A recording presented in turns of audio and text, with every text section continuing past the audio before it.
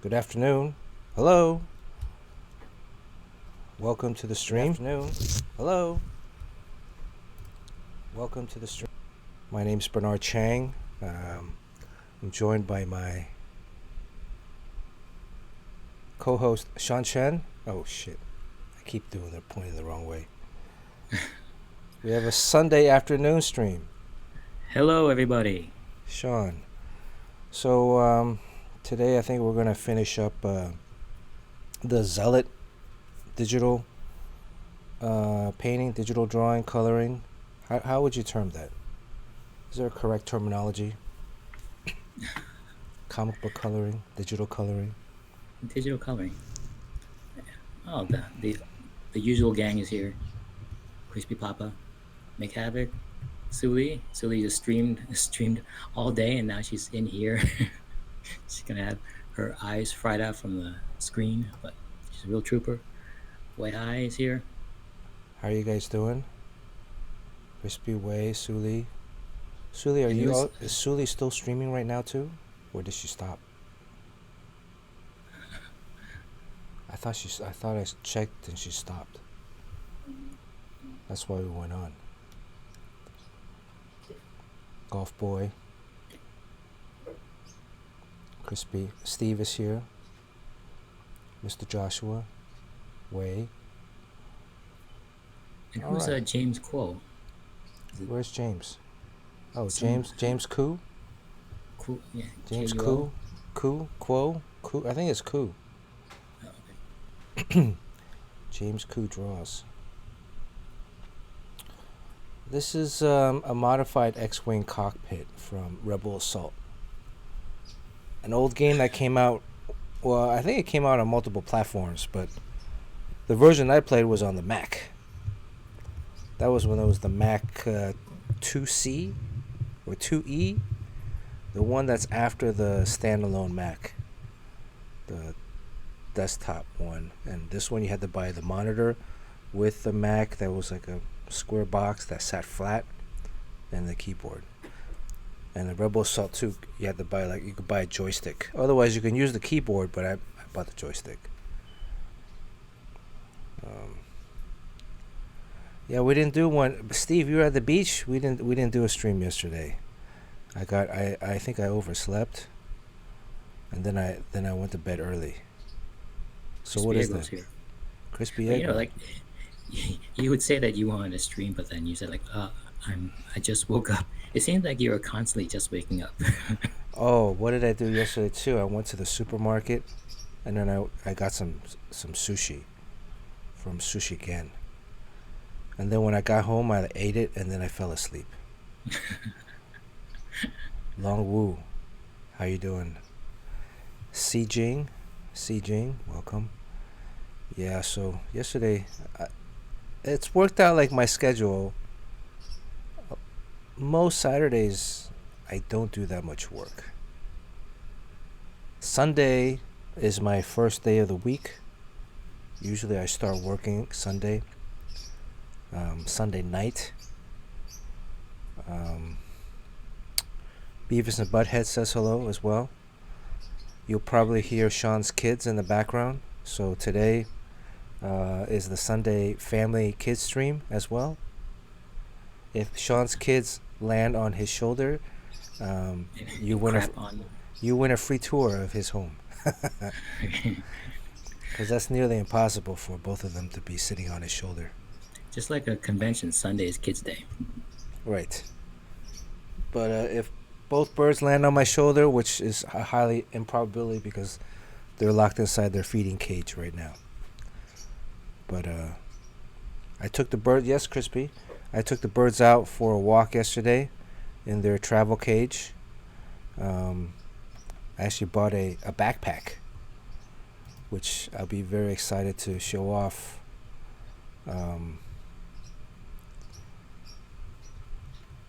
That it's like a bubble. It's a bird backpack? Yeah, like a bird backpack. I found. Maybe I'll show you guys what it looks like. But it's actually it's marketed as a cat backpack. but I bought it because there is also uh, they sell a bird backpack, but it's essentially the same. It is essentially the same thing. Here, let me put this up. I'm like the crazy guy in the neighborhood that I take my birds out once a week to walk around. It's a very like is it Chinese or from Hong Kong where you take your birds out, and then you dim sum with them and they're all tweeting everything. Um, I don't I don't really dim sum with them. Should I I? just always see those Chinese movies where the old guys would take their birds out, and for a walk and eat breakfast, and then there's a bunch of other old guys with their birds in cages. Well, that's me. So this is the It'd one be that I funny got. Yeah, this is the one if that. you put the birds in a cage and then put them on top of your car, and then drive around like as if you forgot that Drive they were off. up there. Well, yeah. Well, then I don't think it'd hold on to the top that much. I'd probably fall off at some point, and then that would be sad. But this is the bird backpack. Look at that. It's like a dome. My only concern are these holes. I mean, I That know they you can need. get out. Well, I know you need holes for ventilation. Um, but see, this is marketed as a cat backpack, right? It says cat, small cats. But um, I've seen. Oh shit, sorry.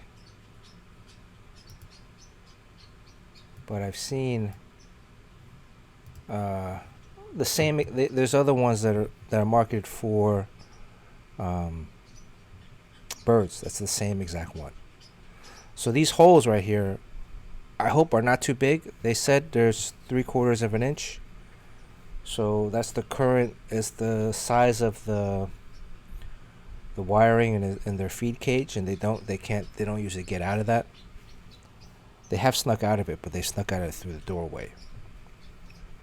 Yeah, Long says you can just put like mesh inside. Though, kind of a good idea. You Yeah, can, that's another thing. Is I could probably glue some mesh on the inside or outside. Um, but again, these things are like made in China, so I'm hoping it's. Um, it looks like one of those Japanese school kids backpacks. Like those yeah. small things are like No, I yeah, mean, leather. basically you can put a cat in there, like a small cat, medium-sized cat, and they sell this same exact one for birds. I wonder There's if I can fit my daughter in there. You probably could. There's other bigger ones, right? There's all these different ones, these pet backpacks. Um, Here, look at this comparison. Um, I almost got this green one, cause This it's one the with a picture of the cat. it's the same one, but it's like $4 less, right? But and it comes with like this little mini fan. It looks like a pig. Um, but I looked at the pictures, and the outside of the outside material looked kind of glossy, so it looked like it was really plasticky. And but I mean, essentially they're all the same, right? They're all like pretty much the same knockoff. And then the one on the far right, that one like it unzips the back, and it creates like a larger sitting space. Um, and I thought about that too, but I'm like, If they're able to get out of those holes, then you can just put them in that side pocket, the zipper.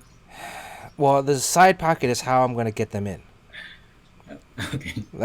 I'm thinking that's how I'm gonna get them in, because otherwise you got to unzip the whole dome in the front, and that becomes I don't know if there's a picture of how it unzips, but I've also done my research, watched a few YouTube reviews. I've done my due diligence. Um, So at the bottom, that's where we put the, if they win the sketch, like yours or my sketch, you put the drawing at the bottom there yeah, and exactly. let them crap all over it. Where they shit right there, gonna shit right in that area, that padded area. Oh, no, put a drawing down there. Don't get the backpack messy. Right, exactly. I mean, if you look at the bird one, um, this is the bird one, right? Sorry. Okay. This it says it's Halinifer. It's another, I guess, brand. Some of these are like bullshit brands, I gotta think. I mean, there could be like a Bernard Chang brand on here. It's one of those Amazon things. But the only difference is that this comes with a bird wire. You see that like little perch thing that you can attach in there, Yeah, and you then need the perch. it comes with a metal tray. But this thing is $57. So I priced it out. The other one was like 43. The perch thing I bought separately for like $6. So the only difference is the metal tin. I don't get a tin plate. But then I read all the other I read the other reviews, and like the tin plate is too small. Like it doesn't cover the entire bottom area. And I'm gonna probably put tissue paper or paper towel over the tin plate anyways. So I'm like, why am I paying for a tin plate that I'm probably not gonna use? You can also like put foil down there, right? You can Yeah, I mean I foil could put foil. I'm gonna put paper towels. Um, our latest sketch, maybe. the latest sketch if Beavis and Butthead wins it. Um, but yeah, I just didn't get the price difference. It's essentially the same thing. So I actually saved a few bucks, and then I bought a fan. The fan was actually um, the fan was a little bit more expensive. It's like $10, $11. So, anyways, you could sneak seeds inside the hole, yes, or vegetables, and I've seen other people hang stuff like from the inside, toys from the hole. Um, so we'll see. I'm supposed to get it today, so if the doorbell rings during the stream, which would be an added bonus because Oh, we can see it. it's almost like real life coming to fruition. Yeah, actually, maybe I can track it. Um, Looks can like I, you can put it on your head like it's a space helmet. Can you stream that way? you could probably become a coronavirus mask. Yeah, you can be like, yeah, and then with the fan blowing out constantly, it'll keep all the germs going outward. You can look like you're in the Alien movie. Let me see if I can track this package. Anyways, what else can we while we talk about here? I'm gonna post up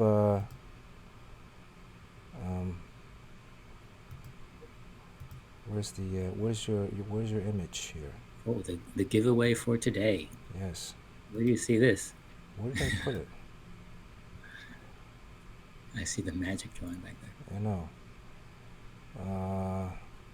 All right, let me get rid of this Chrome browser. You guys don't see my Amazon password. Oh, yeah. Yeah, watch for your Here's credit card info. It says Longwood. Oh, there's a tiny drawing.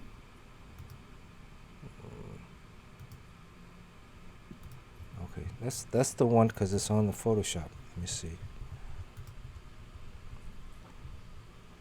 All right, Sean, why don't you talk about this while I'm Well, it's Thor.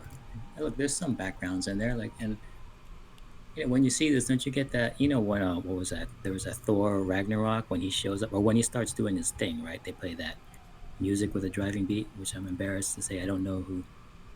If everyone knows who made that Thor song, I think it's called Valhalla. So this is, I guess, the Olivier Coipel Thor era. So this is being given away either to one of you lucky guys, or it's going to become Birdcage Liner. Oh yes, it's called Immigrant. I'm not sure why it's called Immigrant, but whatever. I didn't know this song was so racist. Okay, the package is out for delivery. Estimated time of delivery 2:15 p.m. to 5:15 p.m. Oh, So we could be getting it at any time. So if you guys hear the doorbell in the background, because I have the headphones on, I might not hear it. But if you guys hear it, because the mic might pick it up, definitely like type something on the stream, and I will abruptly stop. oh yeah, we're gonna have an unboxing. Yeah, we can have like, and then let's see. So I got a feeder. I got two little feeders that'll go inside some of the holes. Oh, everything's out for delivery today, and the perch and the air vent. Wow. This could be like So Christmas. you're gonna at least try to put it on your head, right? I mean, I assume you can somehow. Well, we'll see. I mean, you got to open up. See, this is the one for the bird, right? They put the bird. That's all photoshopped. Cause, anyways, maybe Yeah, the like one. that one photo they had with the cat. They photoshopped the cat in there, but they photoshopped like the cat really tiny, as if it's like big and roomy. Yeah. So you look at this. But in real life, that cat has his neck craned to the left because he can barely fit. Right. That cat is just like it can't move at all. And if you're like if you're walking or running, that backpack is like bouncing up and down. I'm sure like your cat is gonna probably throw up at some point. So, anyways. All right. Well, this should be coming later today, and I got the gray one because I thought the black one might be too hot. Might get too hot. You see all these different options. It was this one I was thinking about getting too. But this one's like $90. Man, that's some colorful bird in there. It's like a bird that's all the colors of Lifesaver. It's like a Lifesaver's 5 flavored Yeah, bird. these are all different kinds of parrots. I forgot the name of this kind of parrot. It's Lifesaver's 5 flavors. But this one is this one they say is not airline approved yet. Whereas the bubble one is airline approved. So Oh wait, you can bring your birds on an airplane. you can actually bring a bird onto the airplane. You can check them in the luggage. No, you got to bring them onto. You got to bring them on your as a carry-on, right? And then the You can carry-on. fly with birds. I mean, the air pressure must drive them crazy. We'll see. You bring them on as carry-on, and as long as they fit underneath the seat in front of you, which that supposedly that bubble backpack fits, you're good to go. And I've seen a picture of that in an actual airplane, so I know the bubble one fits. This one, the gray one that I showed, it is. I think someone said it was too big to fit underneath the seat in front. So then you got to put it up top, which then is like, man, we'll see. Just leave your birds at home. Suli wanted one for her dog, but I thought Shiba Inus are tiny. All the ones I've seen are all very small. Yeah, and I'll be able to take. Right now, I have them in a cage, so I don't know if you can see the image.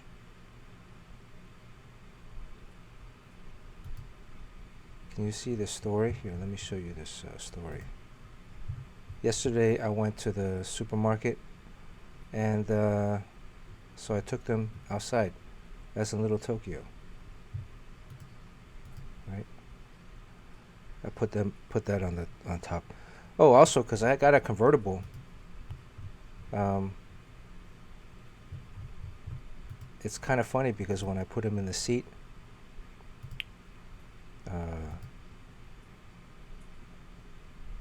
they the top is down, and when it's driving, they're sitting on the perch and they're looking out the front windshield like they're flying. It's kind of cute. It's kind of cute. So You get attention from the ladies that way. I don't know if it's from the ladies. I mean, I get attention from like people be like, Kids. "Oh, yeah, oh, what a nice oh, what are those things?" Yeah, like they're birds. The birds, duh. They're parrotlets. So this is Sean's sketch we'll be giving away later. All right. Enough blabbing about the birds. Let's get some drawing done. We're coloring today, right? So Yes. Oh wait, hold on. We gotta make sure we're still in this. I think we've red alert. We've come to a full stop. Now it's all black. We've entered a nebula or a black hole. There's a slight entertainment value to this. Okay.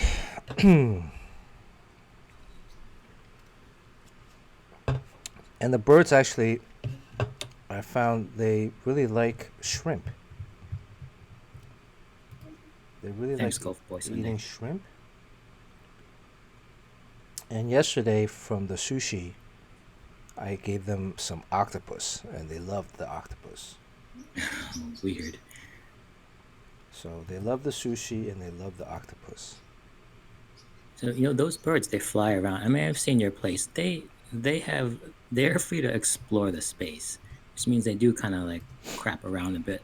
But as long as you feed them grains and seeds, that stuff is just like it's almost like you're just dropping oatmeal all over the place.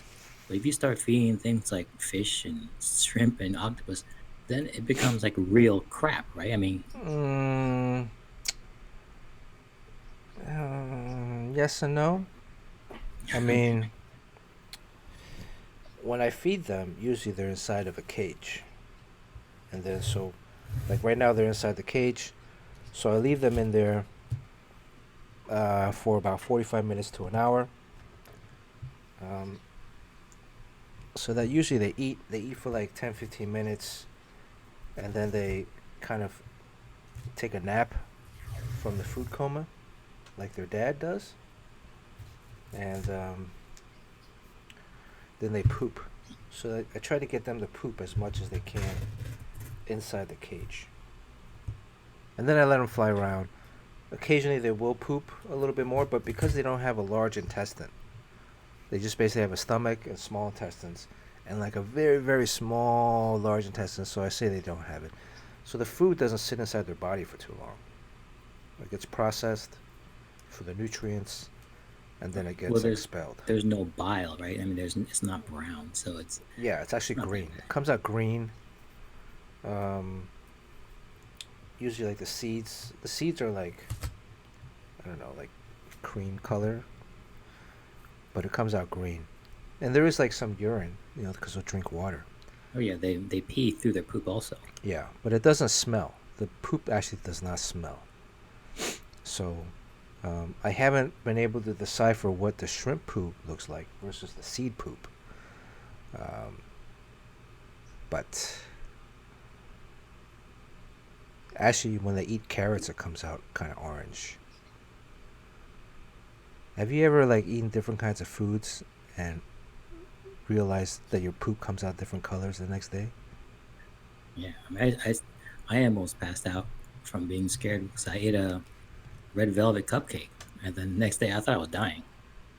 Yeah, no, red velvet. Yeah, I because it was that from the food coloring Yeah, of the cake. a lot of red. Yeah. Yeah, I mean that I ate one time. If you ever had squid ink, I love squid ink, like squid ink pasta or squid ink paella. And then the next day it came out like black, Okay. and I was like, "Oh shit! Do I have like some kind of internal bleeding?" We should get to the coloring this Right? this. Because well, we're talking about coloring, so Okay. I mean, I think it kind of fits. And I was like, "Oh, did I?" Well, let's review what we kind of did earlier last time. Um, this is Zealot from Wildcats. I want to fix the chin. I think the chin is too long. Um, some of the fixing I'm going to do after I do most of the rendering. I'll compress or consolidate all of the artwork into one file. I'll keep separately a folder with all the layers out, but then I'll work on the compressed file and then add more layers on top of that. And then from there, I might transform, like move her head down a little bit. Um, I can kind of see like So you make corrections after you've colored the whole thing. yeah. Sometimes I make corrections after I've kind of rendered it, and then because then I'll go over it on a top layer and then make more final corrections by selecting colors that I've already laid down. So, like I feel like this area could be like reduced. I can bring her head down a little bit so that maybe it's down here, and then in which case I'm gonna have to probably bring her whole head down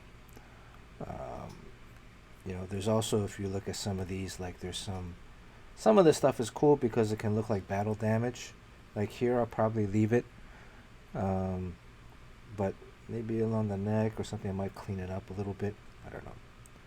And then there are different parts, like at the tip of the hair. You see, there's some areas here. The hair at the end, I'll probably go in after it's all done on a separate layer with 100% opacity, color choosing, and then adding more details in there. So this is kind of what's going on in my head as I'm working and as I'm processing the piece. Um, So I can kind of see why you would wait till you're done before you start making these changes, because I guess if you want to move the head down or reduce the chin, sometimes like there's a shadow layer. There's like so many different layers. You'd have to correct them in each layer. yeah, because then I'd have to And correct like layers. Like I'd have to, like these triangles here on her face. If if I cut here, then her neck is going to be slightly too long. Um, and then if I just select this and I move it down, then some of these other, I'm going to have to go in there and re-clean. Um, I'm going to have to clean up some of these edges. And some of that is just, it's much more efficient if I do it later. Um, Bernard, I don't know if the chat is frozen or if everyone's just really bored. oh, no, I know. It's kind of frozen. It was doing it live earlier. It I'm was doing it live earlier, but I noticed that it seems to have frozen. No, Now it's it's it's back not to working. frozen. It's not frozen. No, it's not frozen. It never Oh, was. It's just that people just you know they did their bath they're up not really and vested in the in bird poopology. All right. or like human poopology. I think where we turn them all off. Have we ever talked about my favorite kind of diet? Since we're talking about poop, my favorite kind of diet is. Let me go back in there. And a lot of times, don't forget, like I like to zoom out a little bit. When you zoom out, you can kind of see some deficiencies in the work or flaws. When you're too close and zoomed in, at times you can really lose. Um, What happened to the blue rim light? I took it out for now because if I'm going to color select, right? If I color select, um, Oh, Wilson Ty is here. hello Wilson. Right now, I'm just going to figure out. Well, let's see. Do I want to add any more shadows? Um, to this piece. Longu wants asks if you flip the drawing to see if you have any problems. I mean, we do. I mean, we draw in mirror image half the time, Yeah. so that's just kind of our thing that we do. We draw on a light table with a drawing on the back side. And we develop the drawing in reverse image half the time so that it always is accurate. Otherwise, if you wait till you're done and then flip it, most likely you'll see a lot of mistakes, and then you got to erase erase a whole eyeball that you finished drawing. So yeah, I mean, we always look at it backwards, and then also reduce it small, and then getting close to see it in different sizes and in different orientations. That way, you can get the best, most accurate drawing.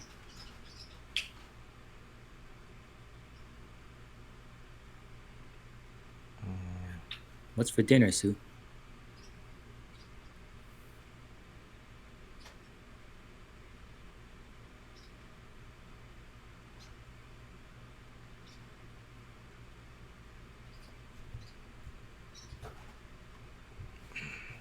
Man, it looks pretty.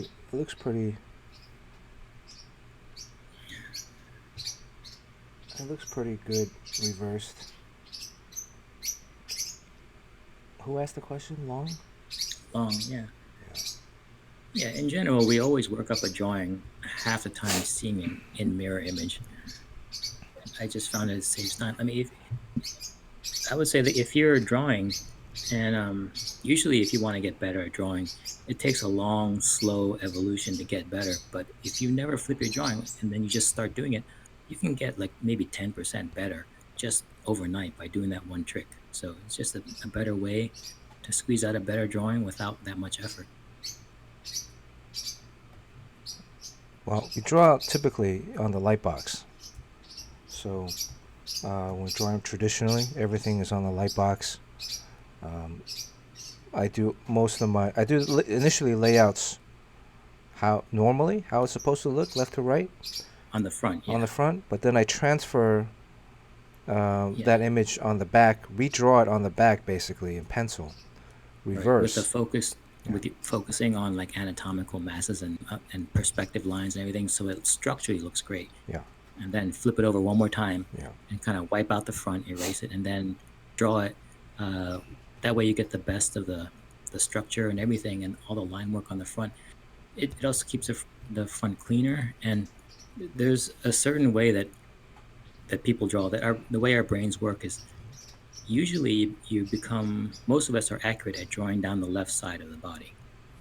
And then when it comes to drawing the right side, we kind of measure off the left side, and then the right side ends up being maybe like 10 or 20% less accurate. And then that ends up being our style and the limits of our ability. But if you flip it over, the right side becomes the left side, so now you have two accurate sides. And that's just a simple trick that no one seems to know, no one seems to make use of. But you can become like a 10 or 15% better artist just by doing that.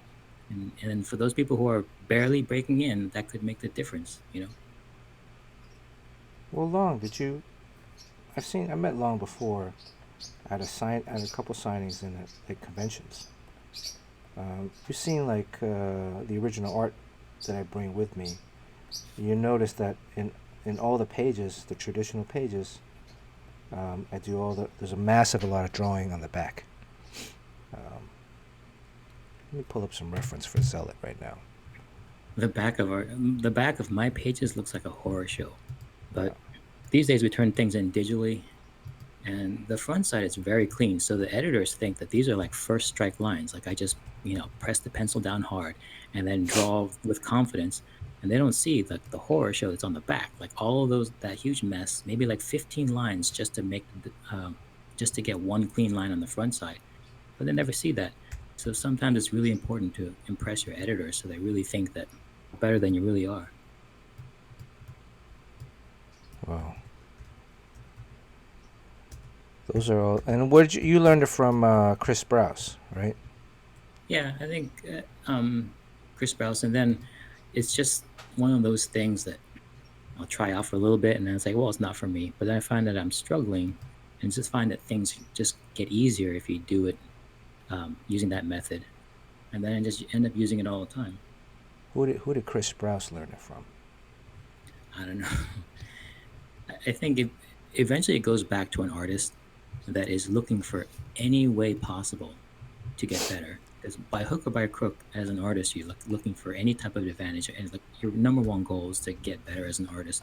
You'll try everything, and then you find this one thing that works, and you just do it all the time. I mean, the concept behind that is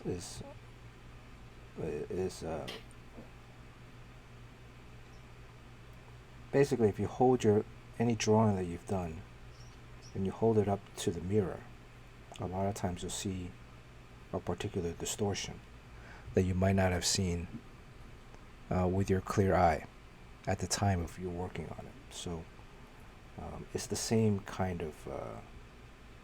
Yeah. The key is like everyone knows that trick. Is that you draw a self-portrait and it looks perfect to you. Then either you look at it in the mirror and then all of a sudden it's like, whoa, the eyes are just all crooked and everything. Or you can let it sit for a while and overnight and then look at it again the next morning and all of a sudden like, whoa. But um, by the time you're done with the drawing and by the time the next day comes around, that's too long to be waiting, especially if the drawing's due pretty soon. And also you've gone too far putting all the rendering and stuff to find out that there are things that are wrong with it. So this is a quick way Flipping it around in the mirror or flipping it on top of a light box upside down is equivalent of going to sleep and waking up and looking at it 24 hours later. Um, all the mistakes just jump right out. And hopefully you didn't get that far along. Like if you do this in the construction phase, before you start shading and rendering, you would save all that time. So you correct it in the construction phase. And uh, that way you kind of get the best of both worlds. You can um, compress the time it takes to see all of these problems. And your work just ends up looking better than it would have. And I'm surprised that not many artists use that technique. Like they would do the typical thing of just waiting until they're done and then flipping it around and then say, look how smart I am. I caught all my mistakes. But what's dumb is they have hours of work into it that they're erasing. Yeah, so it's a constant actually flipping back and forth. It's not just a one-time kind of deal. Usually if I'm drawing, especially a page, the more you can do it, the sooner you'll catch any deficiencies. You know, the eye plays tricks on you.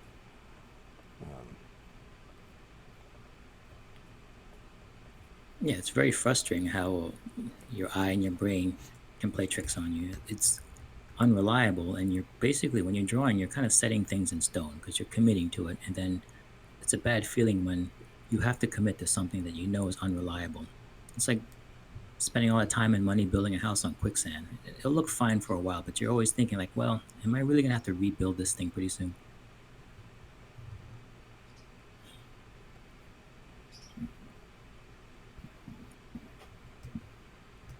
You know,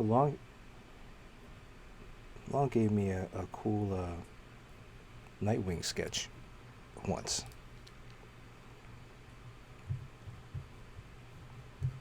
Anybody Which else? Anybody else here draws?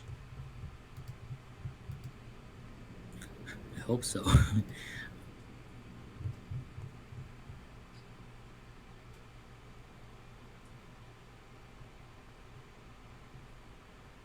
Well, I gave Yoji the mod thing. I didn't. I was gonna ask him if he wanted to be a mod. I didn't even ask him yet, so I forgot. I just was going through the channel the other day in the middle of the night, clicking buttons to see what difference it makes.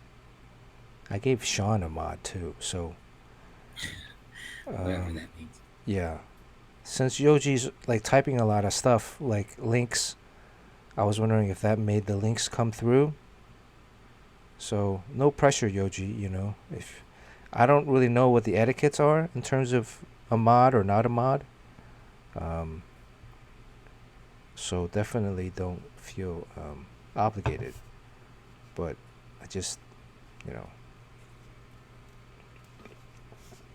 we also missed Yoji on the last stream. So Long said he's met you at a convention, but you're signing with Sam Humphries. So Right. that's for Yeah. Teen Titans. Yeah. Oh no, bookstore at Collector's Paradise in Pasadena. We were signing Nightwing. Oh, nice. You know. I mean, we can chat privately, uh, offline about the mod thing.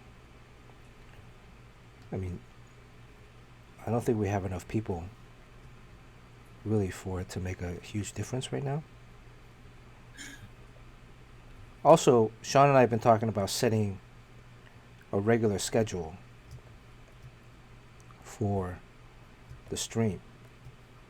And so, should we get input from people here? Like, what's a good time? Since usually we have a nice crew that's been signing on with us consistently. I always thought that was tough. I mean, a regular schedule is okay for most people, but from from knowing you and from living with you, like you could be either asleep all night or asleep all day, and you never know. Yeah, like last night we talked. We are gonna stream like at 10 a.m. my time, 1 o'clock yours, and today, and I was all gung ho about it. But then last night I couldn't sleep. I couldn't fall asleep. Kept waking up.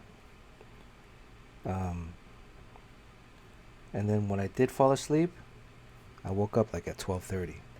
So Oh, Yojimbo, I've seen Urban Animals. It's pretty good stuff. And one thing about Justin Jordan is that he's got a lot of irons in the fire. I guess you can do that as a writer. Just kind of cast a wide net, and you can get behind whichever project is working best.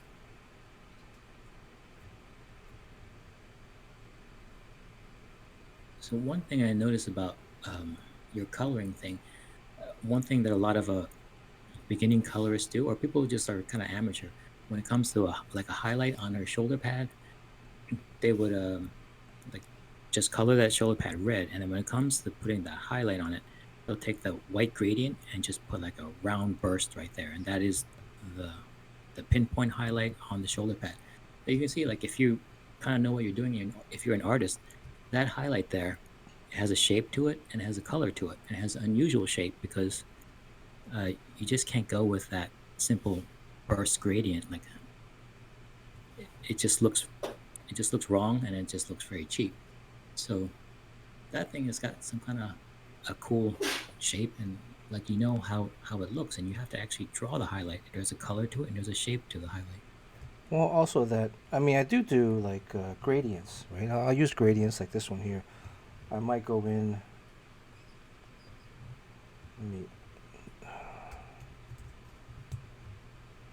Let me rename some of these. Yeah, Yoji, the thing about the multiple light sources, that's tough. I mean, I tend to keep it kind of simple, and the multiple light sources is a storytelling effect too. Like when there's drama or something is kind of spooky. Um, but in general, you know, the light source, if you keep it kind of simple, it kind of works the best.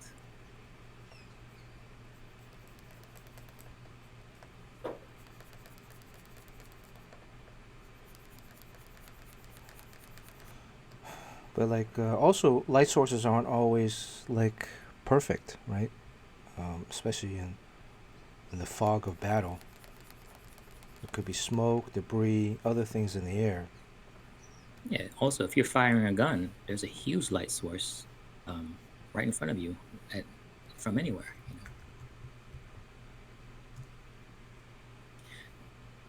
I think the best thing to do is, I think when you see an object that's like shiny and blue, our brains tend to tell you that the object is blue, but we don't see the highlight or the shadow because we cancel those out because we know the object is blue. So those highlights and the shadows tend to get ignored. So if you have a mindset of an artist, you're trying to counteract that, and then you specifically look at the highlight and say, even though the object is blue, the highlight is taking on a certain shape and certain gradations, whatever, and look at it and examine it. And then you'll find that there are certain universal shapes that they tend to take on that you see over and over again and notice over and over again. And that's the first step into knowing how to put the highlight on a car or a piece of armor or on a face. Um, and you'll see how often it doesn't just end up being like a pinpoint burst. That you know, it's hard because this is one of those things where it's not really tangible, and uh, it takes a huge computer algorithm to figure out what a highlight's going to look like on the surface, uh, or a tremendous amount of observation by an artist. So, and also in the end, this thing, all you have to do is make it sort of convincing. You don't have to be 100% accurate. Almost anything goes, but the more you can make it look realistic, a lot of people will look at it and say, "Well, this looks really cool because of the way the highlight is." Um, so that's your ultimate goal, is just to make it look cool. And sometimes the lighting doesn't make much sense, but then again, it's like, what the hell? I mean, it's a comic, right?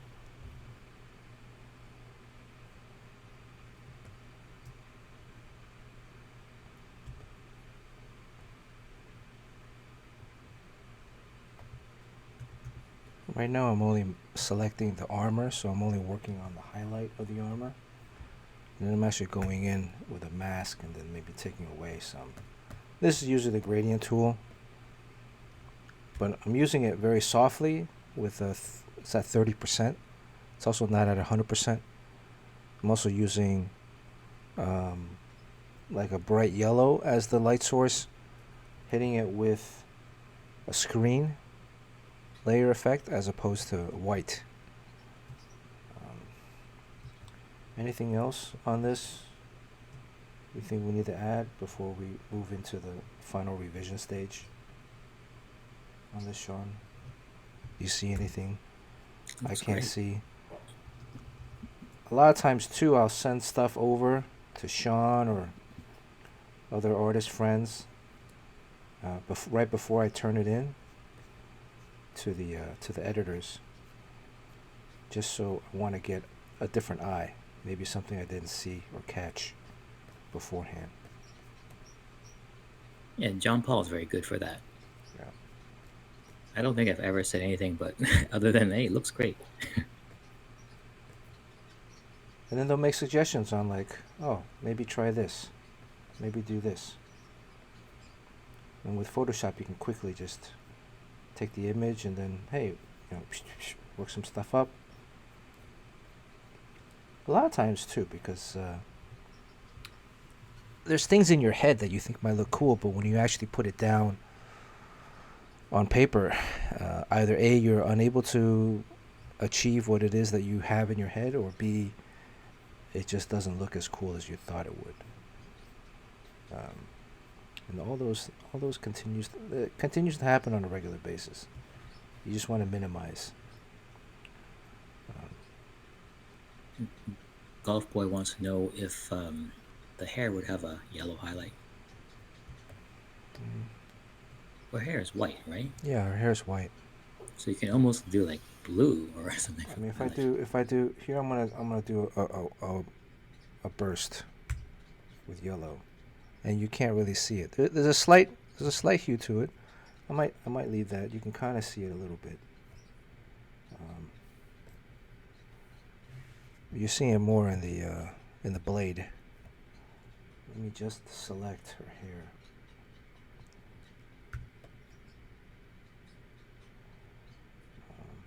Then choose the highlight layer. If I use the same yellow, this is what I'd get.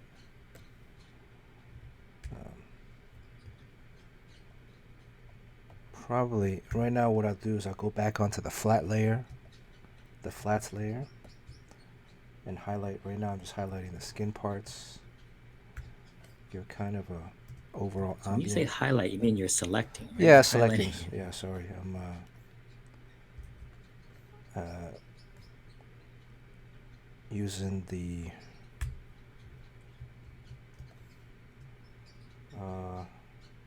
magic. That's the useful thing. Magic wand tool. When you flat something, the most important thing about flatting is that once you have an area like the face, and you kind of put a flat color in there, you kind of isolate that face. And later on, you're going to color that face up with all different colors and highlights and shadows to the point where you can't select it anymore because it's no longer one color. But if you saved a layer, you can go back to that layer. You keep that layer on invisible mode. It doesn't you can't see it, but you can go back to it and select the entire face. And yeah, that was a big game changer at Image because it cut the coloring time in half. Yeah, so just adding some more detail into the face. So Derucker wants to know who our most influential artists were coming up. Hey Ashton.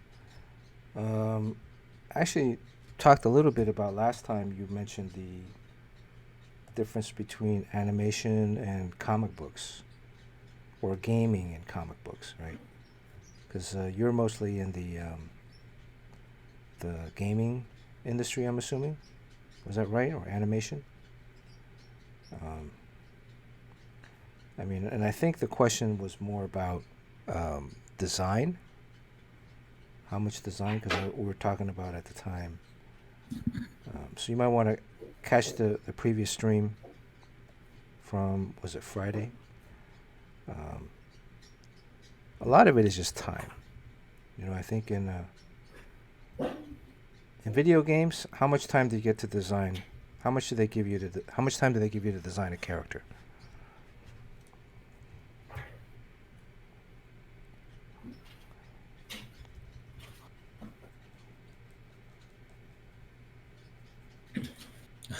Yojimbo wants to know uh, if there was an incident where an editor made you change something you didn't think was necessary. That's happened. Um, All it, the ha- time. it hasn't happened. Well, I don't know. It hasn't happened a lot. It depends on the editor. It depends on the book. Like Batman Beyond, I don't know. For me, I didn't have hardly any um, revisions. Um,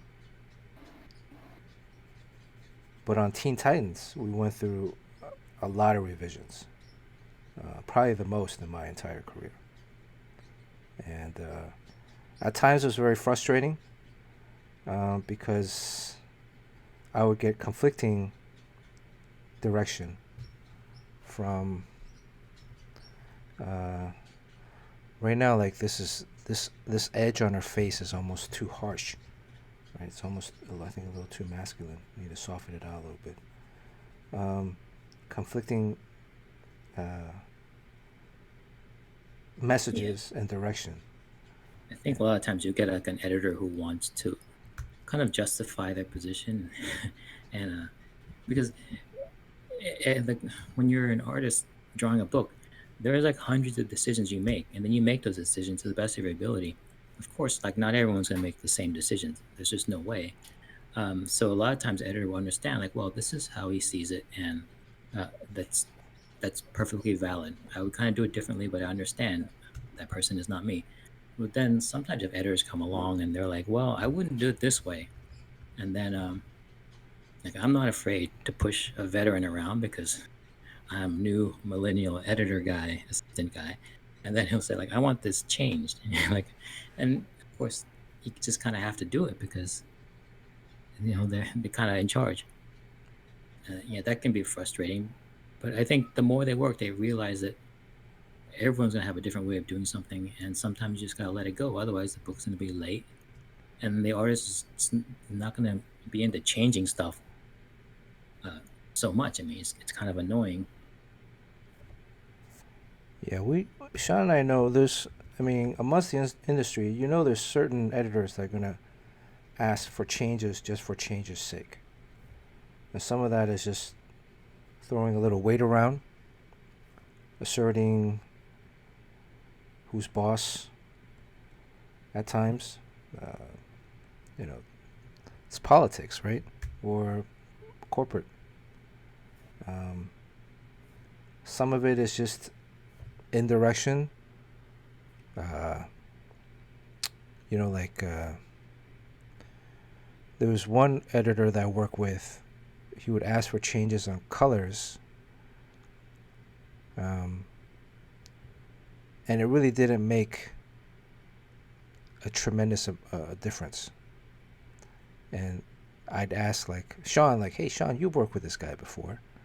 Well, did you have the same experience?" And I think Sean had the similar experience with them asking just for changes early on, and it was early on in the project. And then once they've kind of asserted their position, then like there's no other notes after that, which was kind of weird. Yeah, I mean, it's just kind of let you know. I understand it though. Yeah, when went from Marvel to DC for the first time, I have a DC editor I was working with, and I brought in the pages for the first time, and there was a bunch of people sitting around, like the assistants and everything. They all crowd around and see the stuff and like, ooh, ah, and they're like making this big deal about it. And hearing that type of all those compliments at once is kind of embarrassing. And the editor was listening. He was sitting back listening to this, and then he thinks like, well, I gotta put a stop to this because I want him to know that he's got to do his best work for us, and then you just can't phone it in because this isn't Marvel anymore. Like this is my office now. So he comes over and he looks at the pages and he looks at them and say, and I can tell he's like looking for something to say.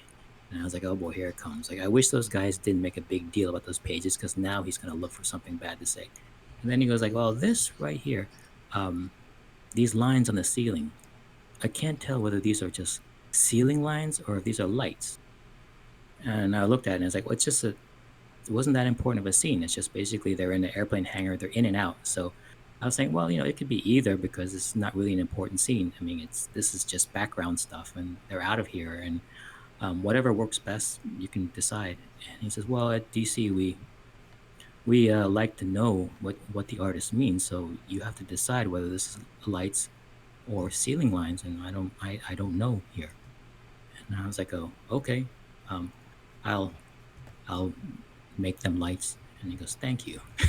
And then that was the last time about the the next few hundred pages that came in. Yeah. So a lot of it is just different people that you work with, right? And good or bad, I think my gauge is the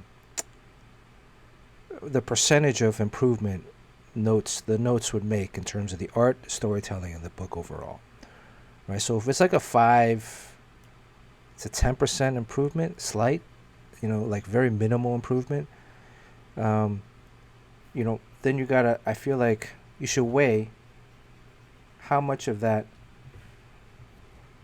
is going to affect the production of the book, and where can I choose? Well, for me, where can I choose my battles? Where do I want to put my foot down and say, no, I really think that this is something that we need to go with in this direction. Even so, like with working with colorists, like colorists get fucking a lot of kickback or feedback, and I'm in on the loop on some of those emails, and then I remember one time an editor would be like, Bernard, you never really push. How do you feel about some of the notes and stuff that are coming through on the colors? And I'm like, some of the notes are valid, and some of them, I feel like, yeah, okay, there's always like levels of interpretation. Maybe we should make some of them, make some of the revision notes, but then I feel like at the end of the day,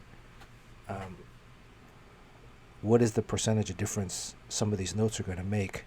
Yes, we all want to make up. Every time we step up to the plate, we want to hit a home run. We want to get a single, a triple, a double, whatever it is, to win the game. But at the same time, if it's a monthly gruel, right? And for me to tell the colors to go back in there and change something, like I had one time on a book, and there was like a very small logo on a door, on a knob thing. What is it, like a safe that you would turn the safe, like the wheel, yeah. Yeah, the wheel, and then like a very logo like in the middle. I didn't draw on another panel, and it was like so small that you wouldn't even notice it at all, because also the image was so small on a 6-7 panel page. A very small. It's not like even a close up. It was like in the background, and the editor came back and said, "Hey, you didn't put the logo on in that little knob thing. Can you go back and change it?" And like I'm already working on the next issue, and trying to build up momentum. And I'm like, all right. I mean, who's gonna notice that? It's not like the coffee cup on the table for Game of Thrones kind of thing. Yeah, it's such a minuscule type of revision that maybe have the production guy put it in, or maybe just say, hey Bernard, just next time be more in this next issue coming up, just be a little bit more aware of some of the details if you're going to put stuff in, making sure it's consistent. Like that, I could understand that kind of comment. But it was to the point where they wanted every single issue to be 110% perfect in every single exact detail. And it's like, well, okay, I went back and made the change. But it's like frustrating, and then it creates stress. And then it creates, now I got to go back, spend like an hour or so retouching up a small little logo on a doorknob.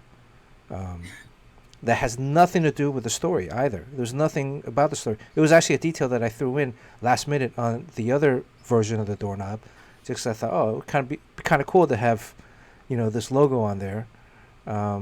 If a fan saw it or caught it, it might be interesting. They're not going to really dwell on it. It's just going to add more flavor to that particular scene. And it's not like an identifier where if you didn't see that logo, you wouldn't know where you were in the context of the scene or the room. So to me, that was like a slight, minimal 2-3% increase in the overall product. Maybe not even. It's just not worth it.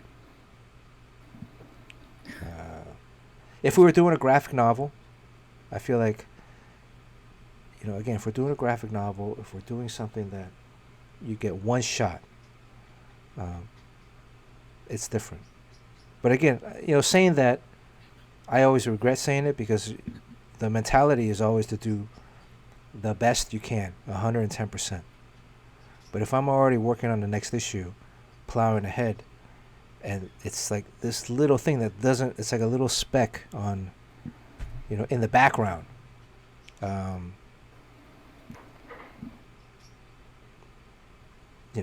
It makes you wonder. He's a cool guy. It's hard as to tell your colorist to change something because chances are that colorist is working on a fierce deadline because of you. Well, that too. Yeah. I mean, Marcello was pulled through on a lot of times where, we're right under the gun. And so I'm always eternally grateful for the amount of work and effort that he's put in. That's why I always ask on every project that I do for Marcello to be included. Yeah, they have to make up for our slacking off or the extra time we take. It eats into their time, and then since they're the last people in the process, they got to like cover the whole book in a few days or a couple days. Did I answer Yoji's question, or did we not answer it and went on a tangent? We got a question about whether you ever dropped Easter eggs in your books. Well, I mean, you don't know. You also don't know where the word balloon's gonna go, so and then it has to survive the inker and the color. So there's that.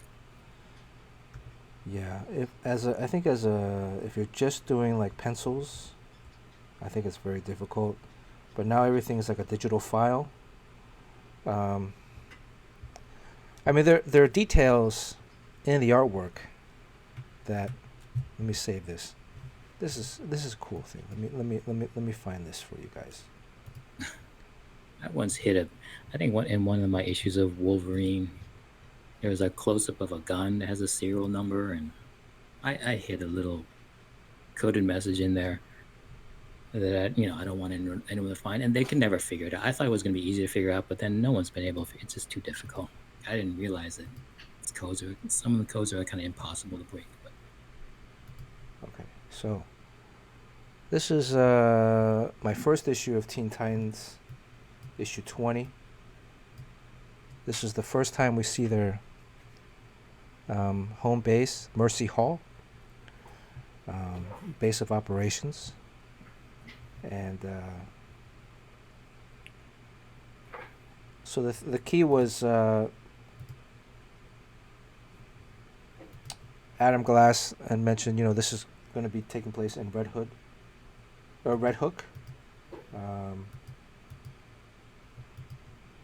can kind of see like some of the layers. Looks like our old place. Yeah. So it kind of based it off of where we used to live, 505 Court Street. 505 Court Street, yeah. So like some of these things, like in the background, the kids are playing video games. Well, that's kind of like a screenshot from Tecmo Bowl, but then I added a filter to it. Right? Or, no, that's actually, Joe Montana Sports Talk Football. So that's the San Francisco 49ers versus the Miami Dolphins. That was a game that I used to play a lot in college. Sega Genesis, we talked about that a little bit ago. So things, personal items But also, like, eventually the front of the building, they're like, hey, we want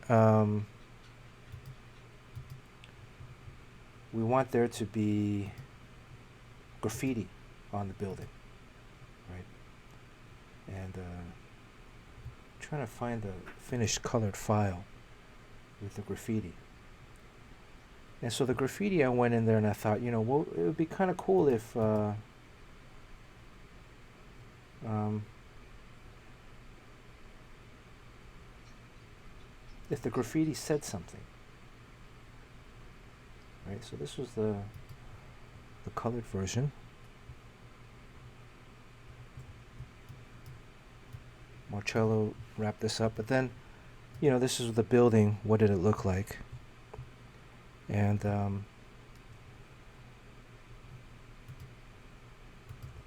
to me, it's like, well, you can just write random graffiti on there.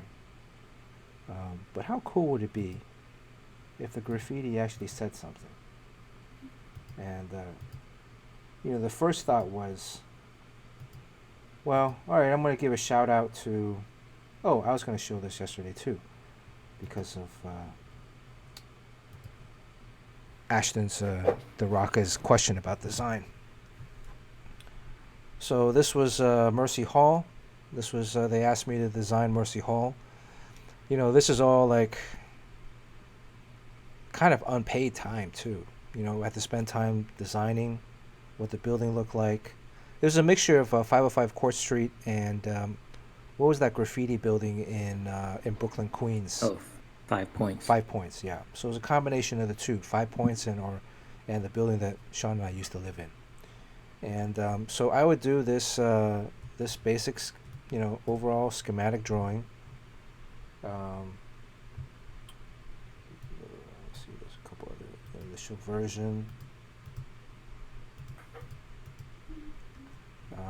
That's a lot of work. We went in and did a front side 3/4, and actually this actually changed too. It made it actually another story taller, so it became really like 4 stories, and then added a fence in the front. This was a very initial early stage. This was supposed to be an old children's center, like a youth juvenile detention center or something like that, but abandoned, but owned by the Wayne Foundation or something to do with the Wayne Foundation. And so also on the different floors, to come up with a floor plan. So there's a basement, the roof.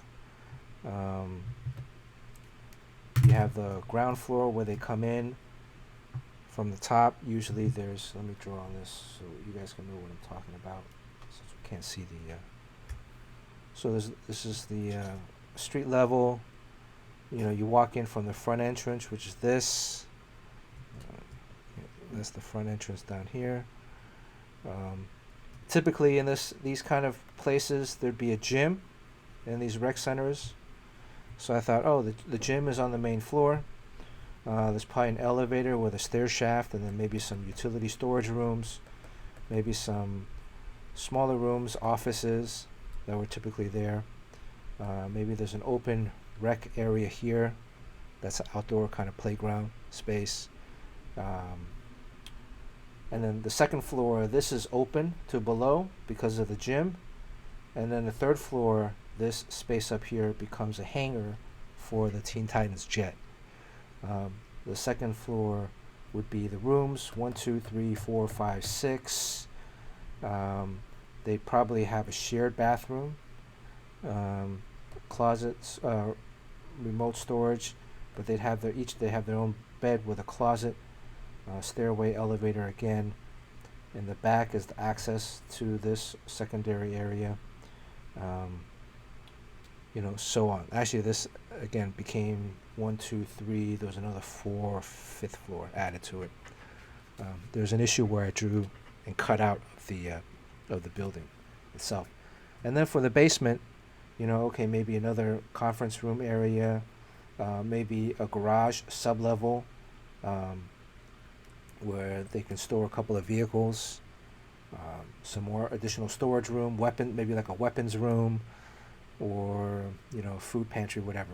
And then the thought was that, okay, well, the basketball floor no longer exists.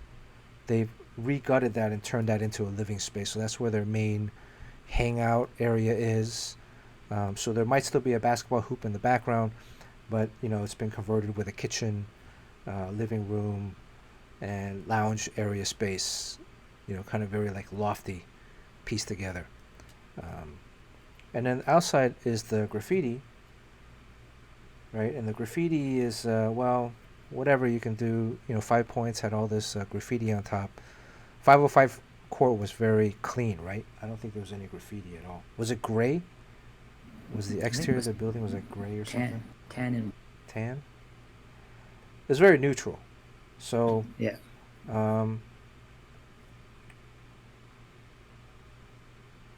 And then the thought was like, wow, why don't we make it?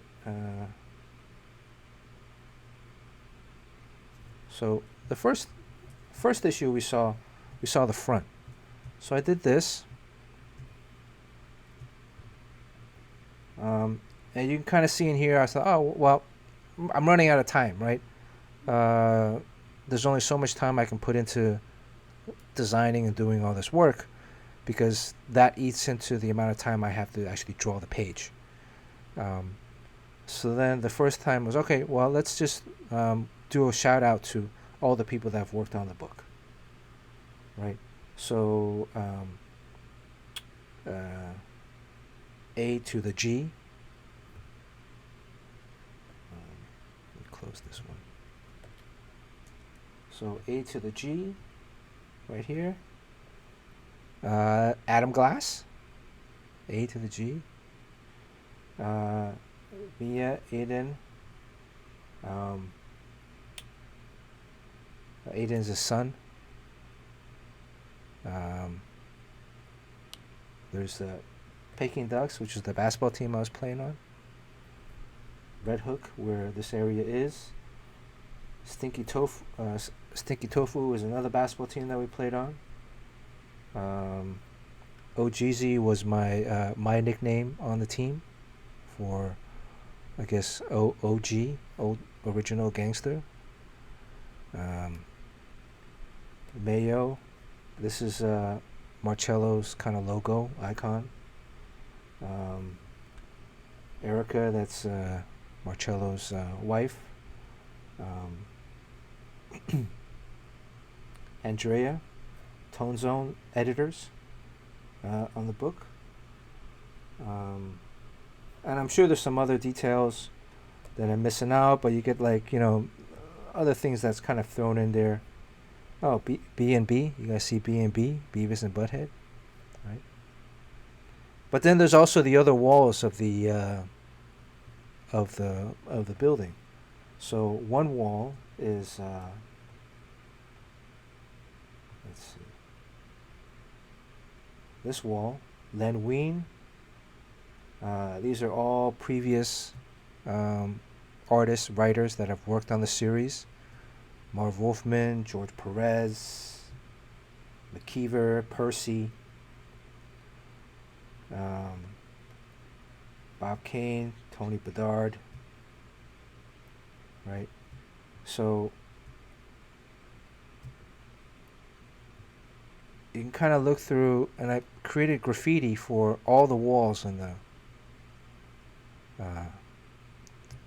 building. So these are all names of people that have worked. Even Nick. You remember Nick Cardy? Sean, we met him in Heroes Con. Yeah, isn't it the late Nick Cardy now? Yeah, late Nick Cardy. John Boy. Dan Jurgens, I think at one point worked on the book.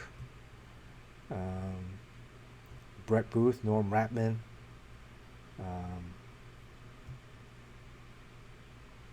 Eddie Burrows, Mike McCone, all these guys have worked on the book. Reese. So really like a shout out to all the different people that have worked on this legendary series before Adam, Marcello, and me. And these are all details, I guess, if you want to say these are Easter eggs. Um, that nobody's actually ever made a comment about any of this stuff that I've seen um, in any of the reviews. So, Daddy, I'm hungry. uh-oh, who's that? It's Eloise. Eloise. Eloise is hungry. You gotta go feed the kids soon. Oh, not this. Well, go to mom. Not yet. Yeah. Jeff Johns. Right. So, I don't think I got everybody, but I got a lot of people in there. So now the book is coming to a close, though. Yeah, the coming. It's been. I think it's been slated for a while that it was going to end. So it's not. I don't think it has anything to do with the coronavirus or the recent corporate restructuring. But books come to a close and then they relaunch again. So in comics, like they always say, like heroes die, but they're always going to come back.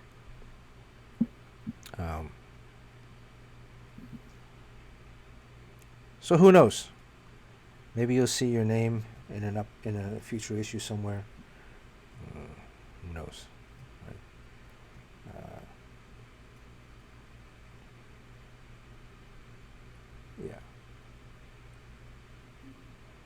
Yeah. So Easter eggs. Maybe like sometimes I'll draw certain people in.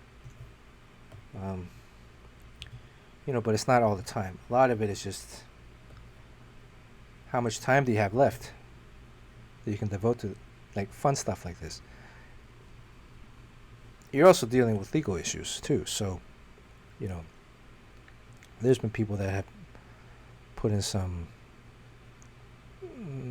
other stuff that I probably wouldn't go into. I probably wouldn't do those things. These are, I think, relatively light,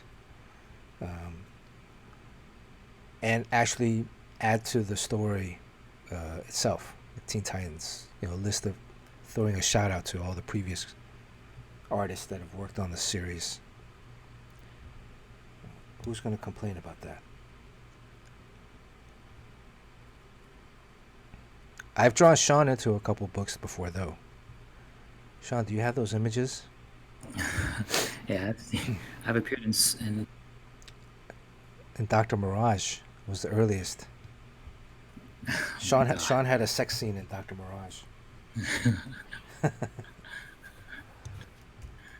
Where he was he was intimate with another fellow captive and then eaten alive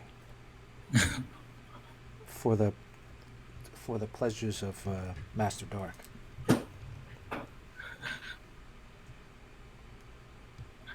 All right, back to coloring. Okay, back to coloring. Let's go back to coloring. That was a detour and a half. Yeah. Well, we go on these tangents here,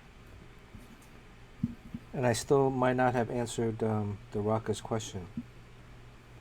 Well, That's right. Yojimbo figured out that the portrait you're using, I'm holding up a sign that says Union. It was taken a long time ago, but it's very topical now. I think there's a lot of people talking about that we need a union in comics, which is it's a very debatable thing.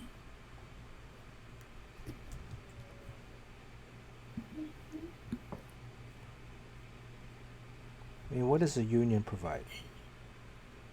Well, it looks out for our rights as creators.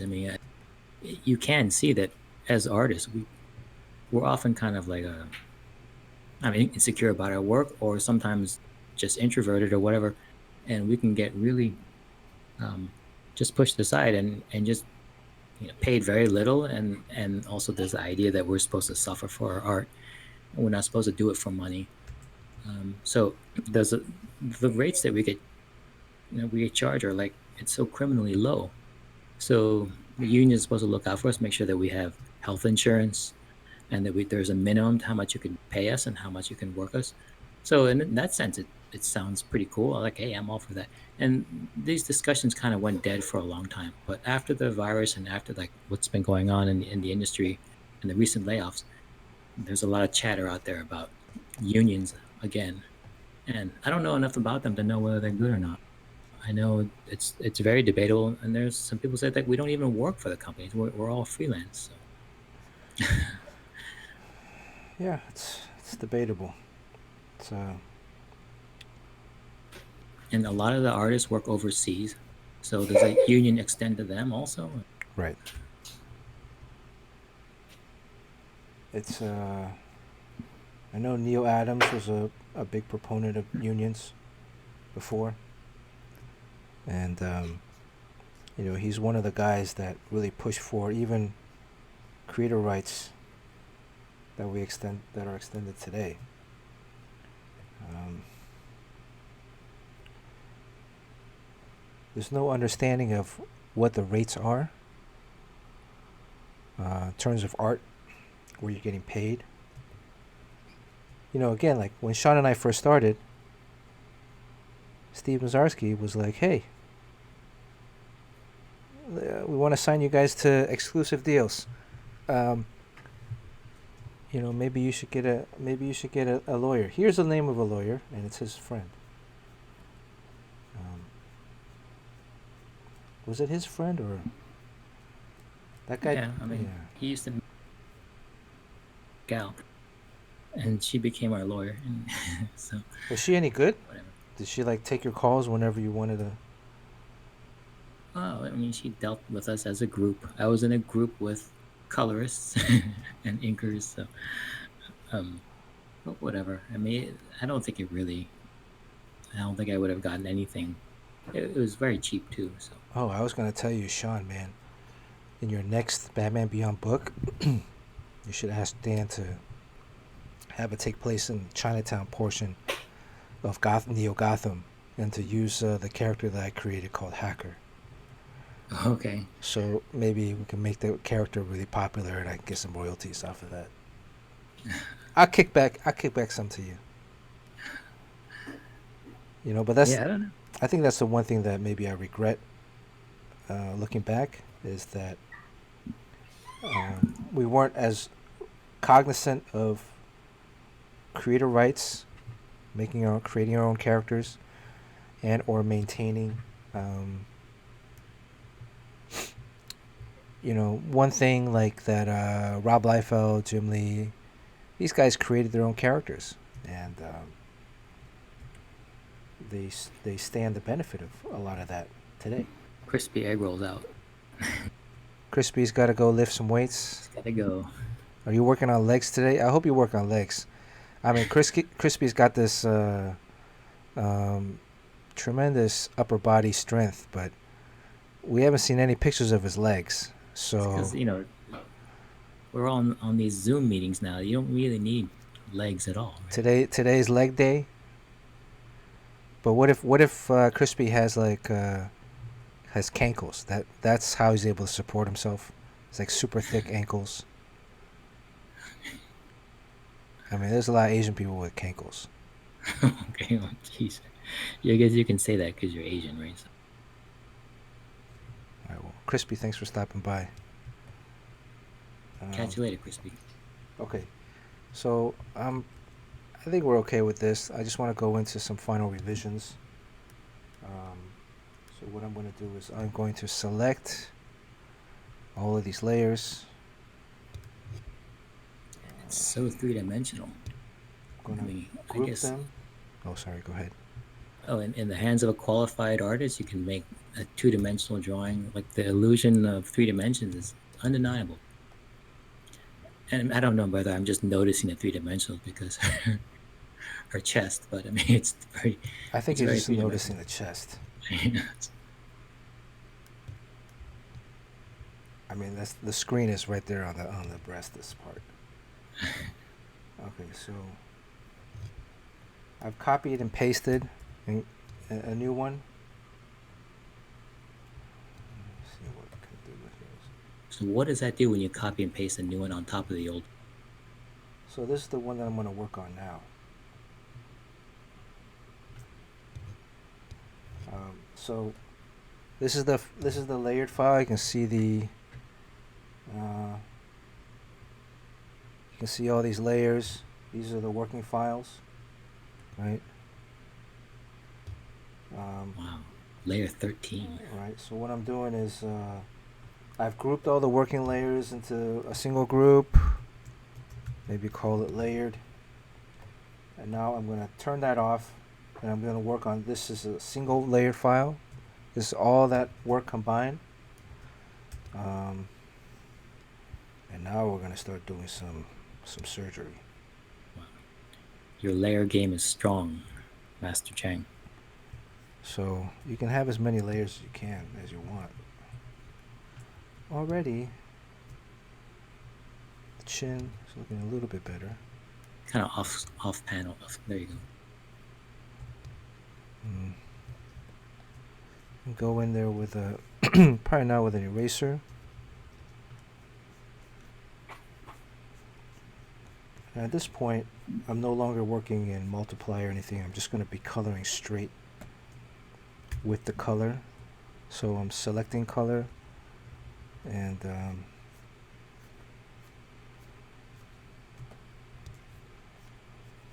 just going to smooth out some of the edges. I could use a different brush. It's going to give me a more solid line. Some comic companies still pay only $50 a page. Yeah. That's criminal. Wonder what Crease.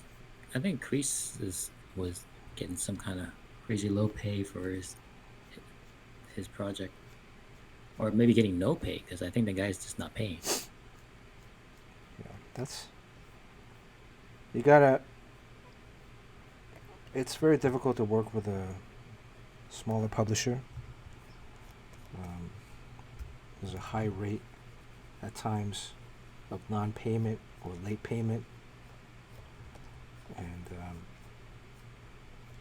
that's where I think maybe a union might come in handy, but a lot of times those smaller productions would not be able to, I think, afford to get into a union. Profit margins are so low.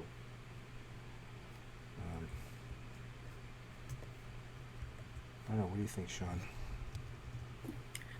Well, I think from what I hear, the union's not a realistic thing. So we got to find a better way to look out for the artists.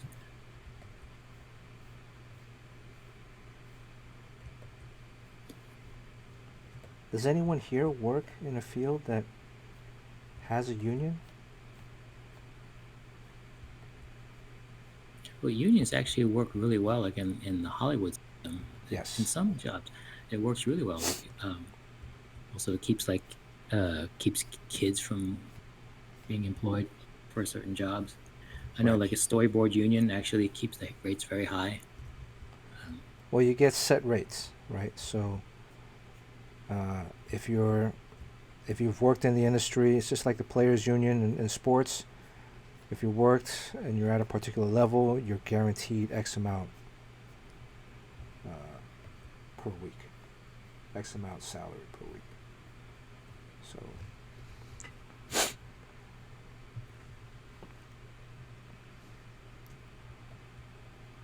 yeah, that photo where I was holding up that union sign, I was doing my impersonation of Norma Ray at a convention. I'm not sure why I did it. I don't think I really believe that a union would work, but I thought it'd be good to hold up a sign and stand up on the table.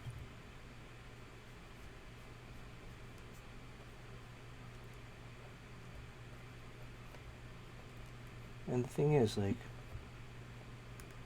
the comic book industry has shifted to where there is a heavy percentage of artists that are overseas. So how does that affect unionizing? I guess in theory, the union will keep companies from going overseas. It will kind of discourage it. Because I think the idea there, I think it's great that the talent pool is international, but it's also just a way for them to save money because they work for, the dollar just goes farther.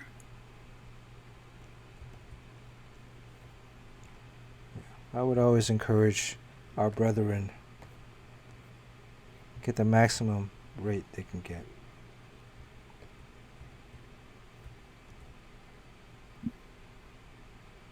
there is a fear that at times, though, if your rate is too high, you could price yourself out of particular projects. But you want to get what you're paid for. You want to get what you earn, or what you. You want to. What is that? What is that term? I can't think. I'm in the back of my head. I'm Janky with it. in the back of my head. I'm waiting for the doorbell to ring. Yeah. Like it would be like so amazing if the doorbell rang. I think we're all waiting for that. Sometimes they don't ring the doorbell, so I might take a break in a minute, and But how amazing would it be if those packages come? But also, I mean, with the USPS issues these days, I mean, it's not the USPS because it's Sunday, so it's like these private courier deliveries. Because, damn it, I need my bird backpack today on Sunday.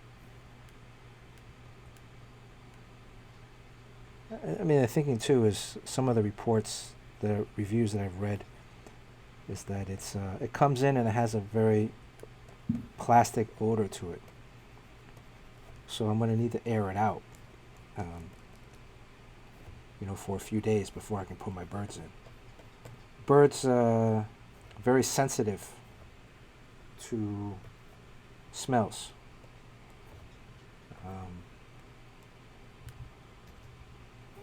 So you want to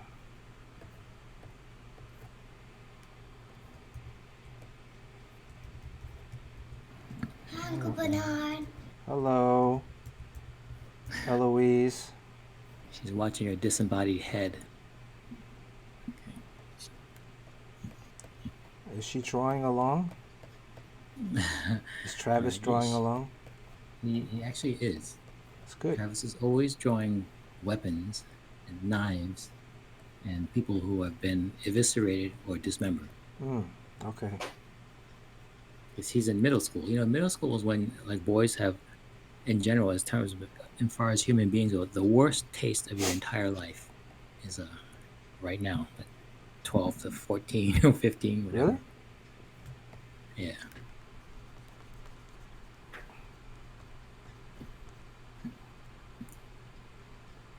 Yeah, what? Have you ever did this drawing? Like, there's some drawing that every middle school kid does. All you do at some point in your life, you draw like a flaming skull car, like a skull, and you put wheels on it, and you make it like flaming, and then like a dragster.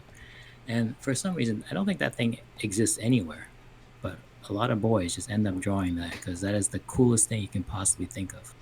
That sounds like what are those truck rallies? Maybe he'd like to go to one of those truck rallies. Yeah, he's really into what is it, JoJo's Bizarre Adventure. I don't get it. Like, you look at that artwork, it's just so weird, and the story is so weird. So he's drawing everyone in like leisure suits with Grecian hair that have like different pompadours and like 80s suits and stuff like that. Well, 80s stuff is back. Yeah, there's on was it Instagram or whatever, Adam Kubert put up, I guess because they're all locked at home, he's going through his stuff and he finds a stash of, I think, letters that his parents kept from his school, and the school is just writing his letters to his parents saying that Adam was misbehaving and broke something, and it's just basically all the trouble he's gotten in. But he was goofing around and then destroyed a video projector, and this was in 1974, and the value of the project it was $79 that the parents had to pay. I was like, that's no big deal. But then it's like, wait a minute, that's 1974. So I looked to see, like, what's that worth now? It's over $400. Oof. It's going to take a lot of flats to pay back. A lot of ruling panel borders.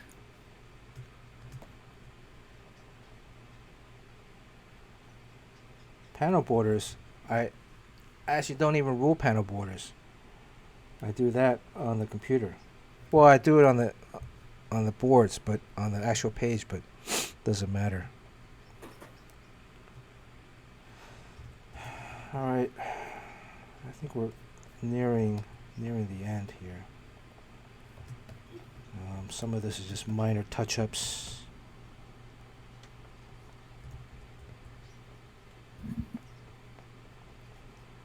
Just cleaning out. And some of these things you might not even see because I'm getting so zoomed in.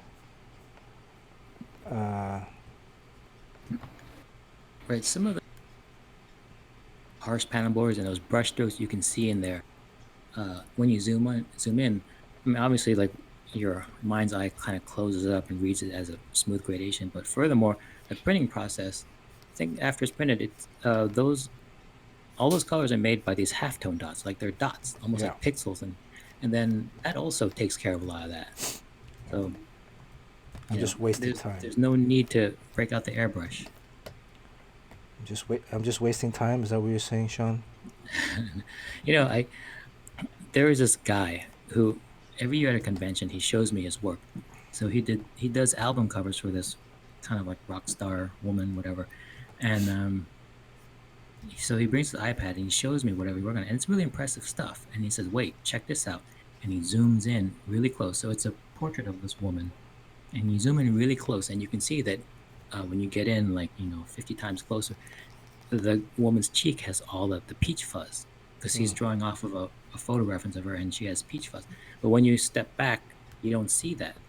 So of course in the printed final album cover you can't see the peach fuzz. And so I'm figuring like what's the reason he does that, because even though you drew it in, you step back and it disappears just like it would disappear in real life. Like you wouldn't see it on her face from 5 feet away.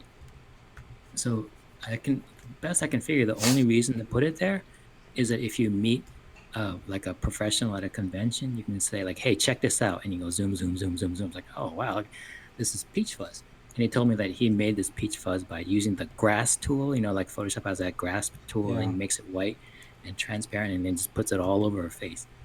And it's impressive. But then, how many people are you going to impress by zooming in on this thing at a convention? So you know him as the Peach Fuzz Man. Yeah, I mean, he does like stuff like that all the time. He's like really proud of a lot of detail in his Photoshop rendering, all of which, like, none of it shows in the end. All right, so I should stop then. This will print up just fine. Let me do a couple of hair, some more hair. All right, any additional rules that we have for today? Oh no, the constantly evolving wheel rules that someone's gonna get pissed off.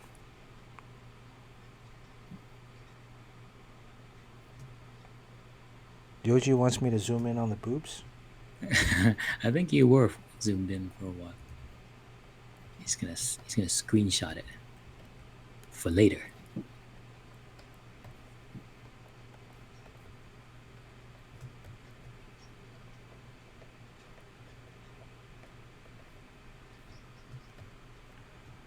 It's very bold lighting over there. The blue temperature rim light. Yeah, I'm thinking maybe should I go bolder with it or leave it as is? All we can kind of see is like the top half of her face, basically. Oh, sorry. Well, I'm only working on the hair right now. Again, I still have to figure out how you guys can see the cursor. Is there some other way of presenting this Photoshop frame so that you can actually see where my cursor is?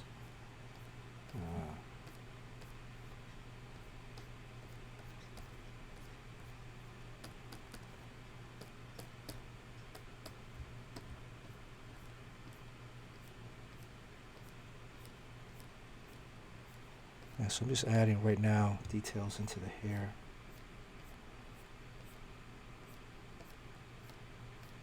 Who do you think draws the best hair, Sean?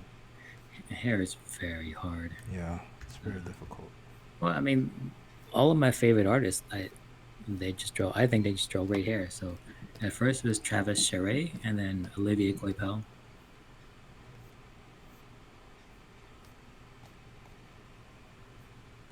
I think Jim Chung also. I mean, you can't draw hair like it looks in real life because the strands and all the shading in it is too fine. For like a lot of times you're drawing a face that's about the size of a thumbprint. So you end up drawing hair that's more like the thickness of like fat spaghetti noodles, Right. which is and so you can kind of get lost if you get too photo reference with it. Then you end up getting just a brown mush. So you kind of have to do a graphic interpretation of hair so it looks hair-like, um, and then focus more on the locks. And then I guess the hallmarks of good hair is it has to look bouncy and light, and not because if you don't know what you're doing, it can look really like greasy and heavy and just weighed down, and it's not moving. So one thing you got to do is, I guess, make it look um, just very flowy and very, very wispy, and maybe treat it as different regions of rendering. I think when you draw hair, you should have one space that where the light hits it, where it just all the boundaries, all the shading is gone, so it ends up being an outline. And then there's some areas of hair that are just flat black, where you can't see any. And then there's all that stuff in between, the gray tone. Uh, you have to be doing two things with the other parts of the hair, which is to draw the texture, but then those lines that draw the texture also are representing the shading, the gray tones, and that makes it difficult. So, that's He's got- Mr. Joshua with his shouting, his, his super chat.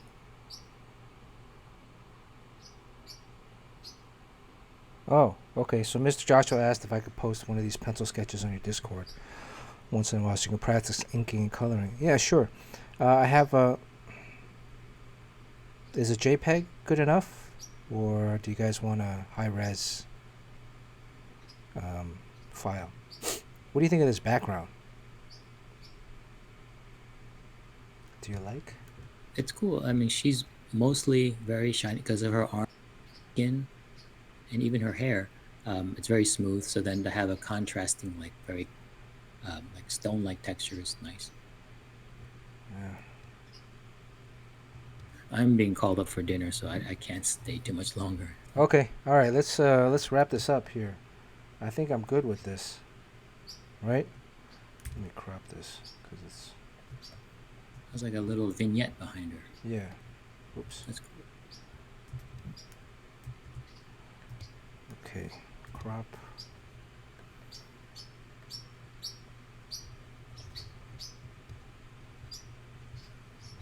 I shall wait till it gets up on Instagram to get a good look at. Okay. Is this the part that Yoshi wants me to freeze frame on? Yoshi? Alright, okay. Let me save this. And again, you take out all the outline. Something that it's rarely ever done. It's still there, barely, but The contrast helps hold it, so that's good. yeah. I think this has a nice. Do you like it darker? Well, the background is sort of similar to her skin color. Yeah, so. So it do you pops a like little it better. darker? Do you think it pops better when it's darker like this? Maybe something in between. Well, this area, I think this is the area that Yoji is more concerned about. So let me. Okay, so do you like this? Barry just came in. Do you like this? Barry, how you doing? Welcome Sunday afternoon. I don't really like this one. So do you like the screen? You don't like the brighter one? What about the color dodge? This one I kind of liked. Her face is kind of cut off in this view. Oh, that's kind of cool. Right? It has a really bright background that hits the back. Let me Well, your eye will go to the area of deepest contrast. So the most contrast there is between that boomerang that's black and then Yeah. the white of the background, Right. and it'll kind of skip her face. So that's something that they consider. And then down here, you still get a nice contrast. But I kind of like what's happening right by her neck in the blade. Yeah. And I think the fact that you have those red arrows pointing on her face, that point to her face, is kind of will counteract the fact that your eye is going right to that Right. contrasty blade. Okay, so I think we're gonna go with this one then. Right? We're gonna go with this color. All right. We save.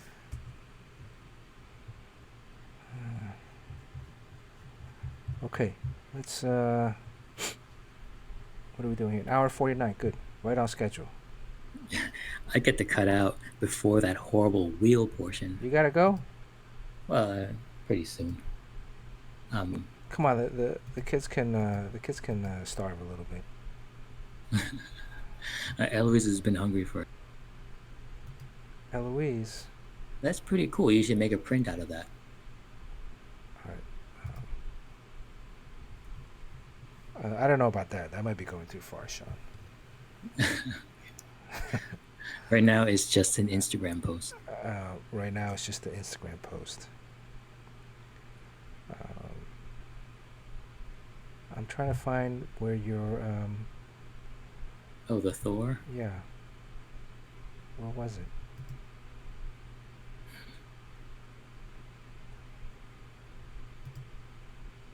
Too bad you can't lead in with that There it is. Led Zeppelin music. Doo-doo, doo-doo. Why don't you hum? Why don't you hum it? You can sing it. I don't know how it goes. Oh, that's pretty good. That's pretty good, Sean.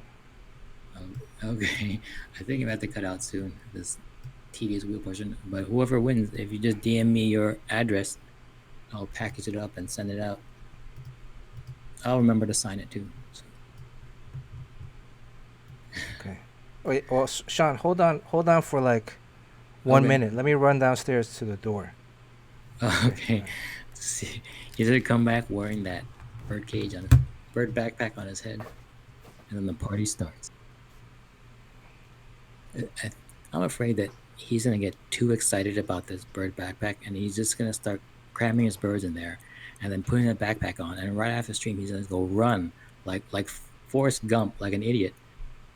And then those birds are gonna be like, their brains are gonna be like mush.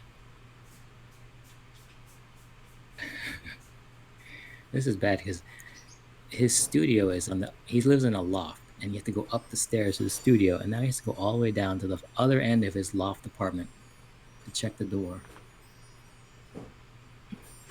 Oh, here he comes. I can hear the door shut. It's here. Oh my god, I hear it's here. Okay. It's here. Oh boy, I'm cutting out at a good time. Yeah, maybe you guys warn him about getting a little too excited with this thing. The birds can only stand so much shock. There is this thing called a canary in a coal mine. Also, I think that thing is off-gassing some seriously toxic chemicals.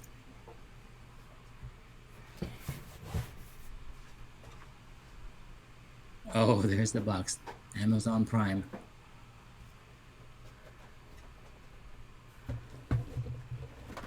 So, Bernard. Oh, I can't hear me.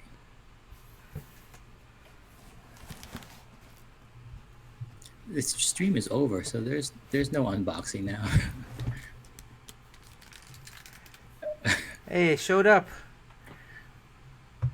Hey, Bernard. Huh? You gotta go? I'm gonna head out, but are you really gonna do the unboxing now? I guess they're gonna stick around for it. Just like the concept of the canary in the coal mine, right? So Yeah. birds cannot take anything other than God's clean air. Right. So do not put them in there yet. Oh And also, no, yeah, I'm gonna let it don't air go. out. I think I'm gonna wash Don't it do a first. Forrest Gump and run like a damn fool with those birds in there because you're so excited. It's here.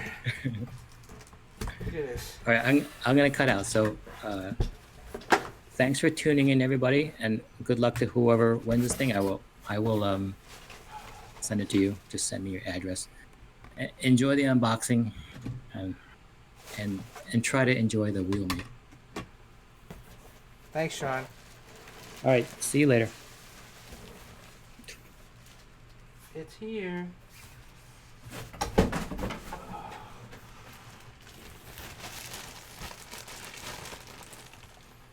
Ooh,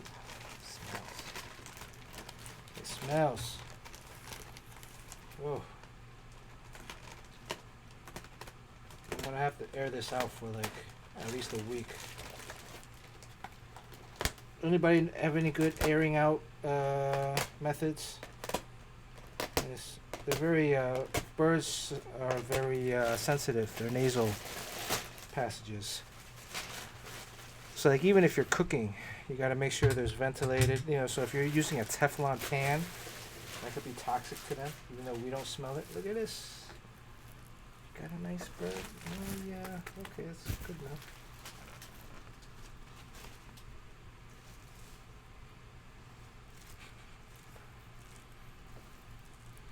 Not that bad. Oh. I thought it would be bigger, but it's it's perfect size. Vinegar and water? Maybe. Hang it outside my car and drive really fast. Yeah, like put the top down, hang it outside. There is this plastic film that's on the this is a portable collapsible cup for the water, but I'm not going to use this. But here we are. Look at this. Supposedly they say these straps are kind of cheap, but got a nice little pad.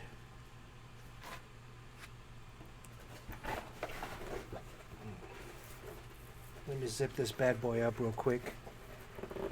I was thinking about like washing it in the shower, right?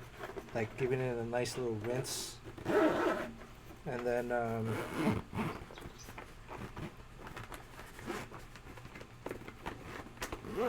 whew, smelly.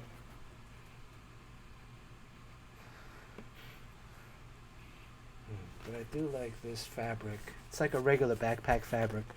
The other green one was kind of glossy, so it looked like those kids' backpacks that are like plastic because it's easier to wipe down because kids have a lot of germs. Yeah, I might get knocked out during the stream. So if I knock out, it's from the. It's not bad. Construction's not bad. This is the side pocket. Let me get rid of this wheel here real quick. Not that I thought you're gonna see me any much bigger, but oh, there goes the magic. Yeah, look at this. See yourself in the reflection.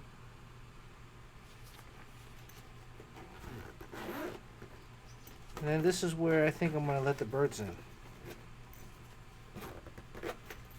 Through this side pocket. Right? Like, yeah, I could unzip the front and then collapse it, but I think by the time I collapse it, the birds will fly out. So this will be an easier, force them in there and then quickly shut it. This thing's kind of bent. I'm a very scent-oriented person. All right.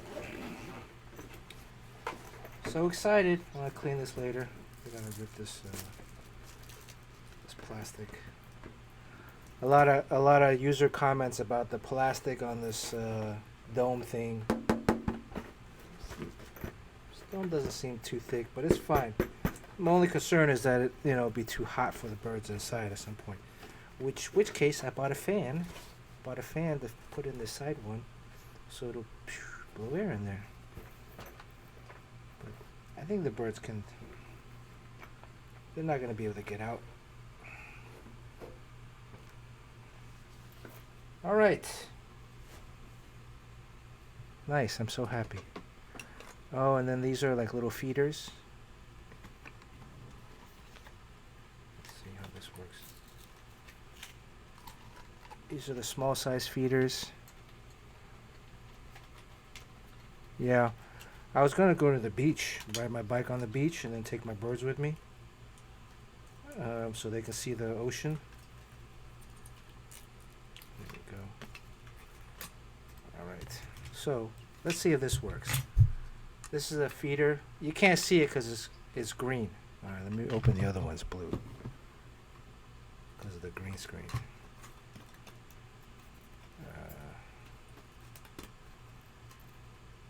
So since this thing doesn't come with little feeders, cups, I bought these extra ones. It's about $3 each.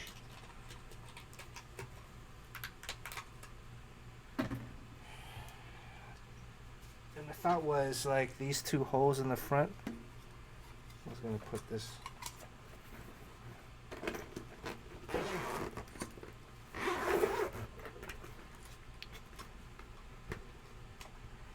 Yeah, man, Steve.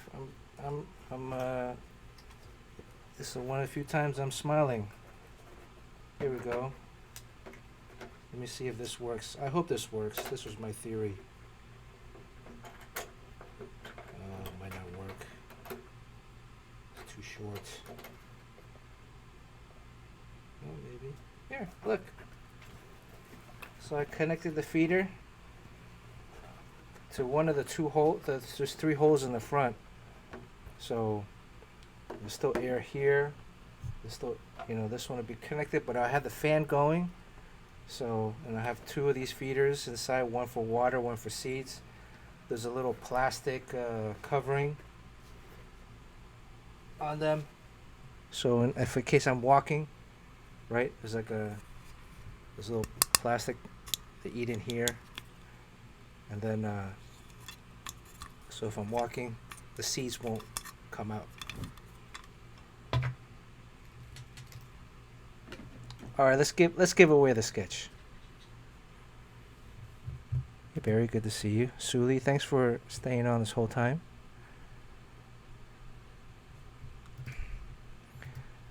It is pretty smelly. Move it away a little bit.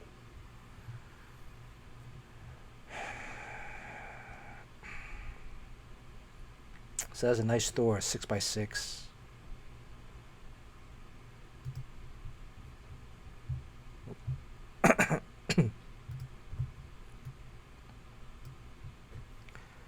Okay, set up the Streamlabs.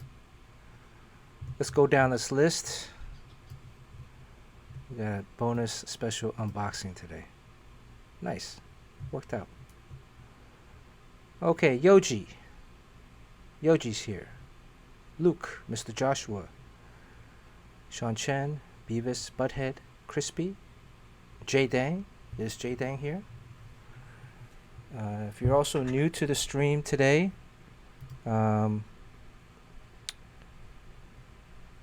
please type something in the chat box so you can be included. Looks like we got a lot of people. Make sure you hit the follow button. So you know when we're going to come on next. My thinking is this last week we did 6 out of the 7 days. We weren't able to stream yesterday. It's my fault.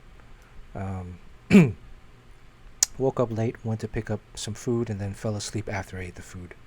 And then woke up too late. So make sure you give a follow so you know we're going to go up next. I think this coming week, we're going to do Tuesday, Thursday, Saturday, Sunday, or Saturday or Sunday. So we might jump back to 2 or 3 days a week. But Sean and I are talking about setting up a set schedule. So if you guys have any Um, ooh, Barry, thank you for subscribing. Do you guys have any, if you have any suggestions on what time is good? Want to be mindful for everyone. We've been streaming mostly around 10, 11 o'clock on the Eastern Standard Time, 7 or 8 my time, till about a couple of hours. So if we start at 7, we end at 9, which means if we start at 9, we end at 11. Sometimes we've gone into midnight. So I think some of this just, when is a good time for everyone. And then I'm going to put the schedule up on the Twitch channel, yeah. So, J.S. Chiramino, welcome to the stream. Suli's also streaming. She was on earlier today, and she was on Friday. So, yeah, something like Tuesday, Thursday, Sunday, I think might work out.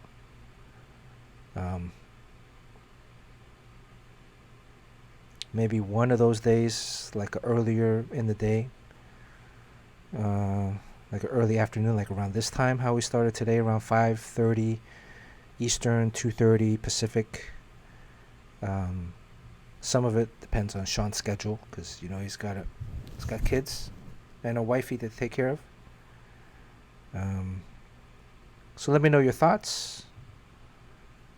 Let me go back to this wheel. Jay Dang, are you here? Please type something in. Golf Boy, are you here? Please type something in. Wei is here. Crispy was here. Kevin, did I see Kevin earlier? Kazuto, are you here? It's kind of weird because this would be like 7 p.m., 8 p.m. Kazuto's time. Whereas if we're streaming like late at night. C. Jing, thank you for the subscription. If you subscribe, you get double the points. Or you get an extra slice. Steve is still here? Damn. Alright, Steve's still here. Alright. Barry's here. Golf Boy. Golf Boy's here. Cool. Did we get a hereby? Oh, Golf Boy. You got 2 of them, Golf Boy. Just Jay Dang here? I thought I saw him earlier. C. Jing is here. Victor's not here. VSA. Make sure you check out Victor's YouTube. VZA YouTube. Let me see, what is this? YouTube VZA. He's got a lot of really cool. Yep, this is it. He's got a lot of really cool videos where he tapes artists. It's VZA. Let me give you a link to the Discord.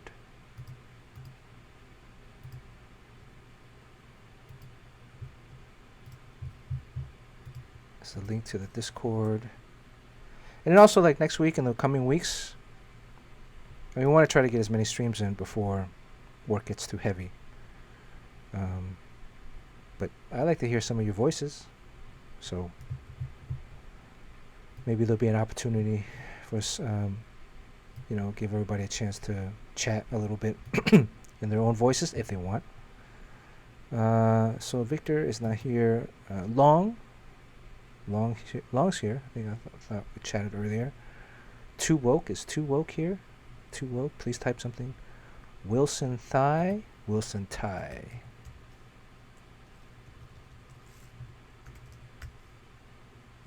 Okay, let me add some new people.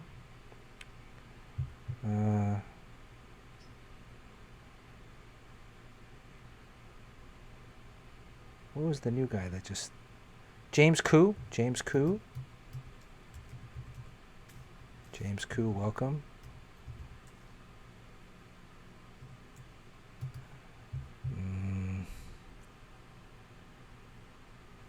JS, have you been watching the stream? Chiramino. JS is not just jumping on last minute, is he?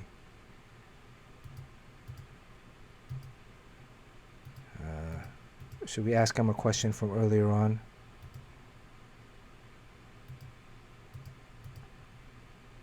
Okay, let me update this real quick. Take a look, make sure your slice is on there.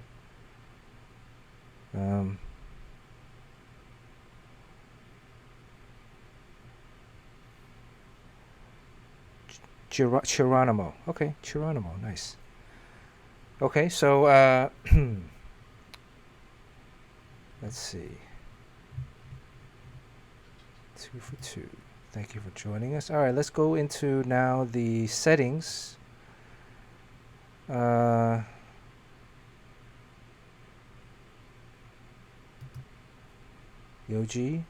Luke just won last time, right, Luke? Mr. Joshua?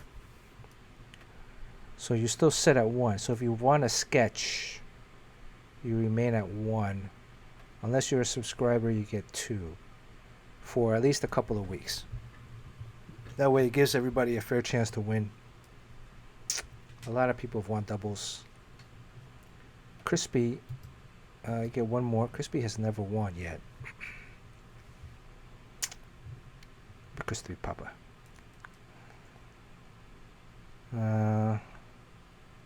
I gotta write down a list. Everybody. Why are you? Why is a subscriber? Ways get 2. J Dang, are you a subscriber?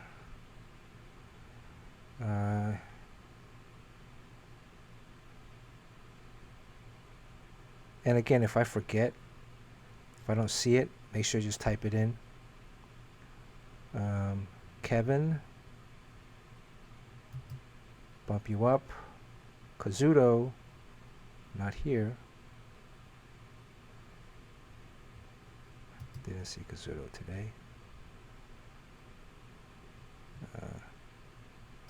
Kobe, 7. Kobe's got 7. Barry, 4, 5, since you subscribed today.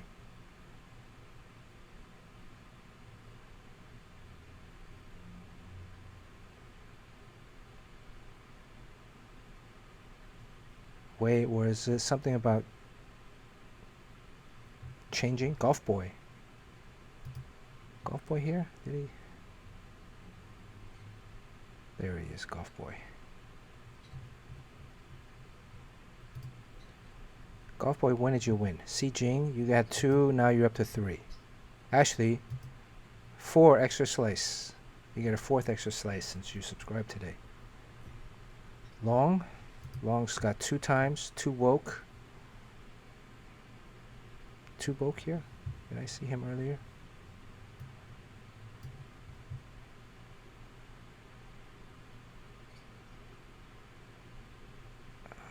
Su Lee up to 2. Wilson up to 2. James Koo and Jay Chiramino, you're at 1. First timers. Every time you show up, you get an additional chance to win. If you miss a stream, you go back down to 0. Unless you're a subscriber, then I keep you on. You just go back down to 1. Let me change the settings. Let's do an update on the wheel. Dang. If Steve doesn't win this one, if Make Havoc 247 does not win, it's just not meant to be.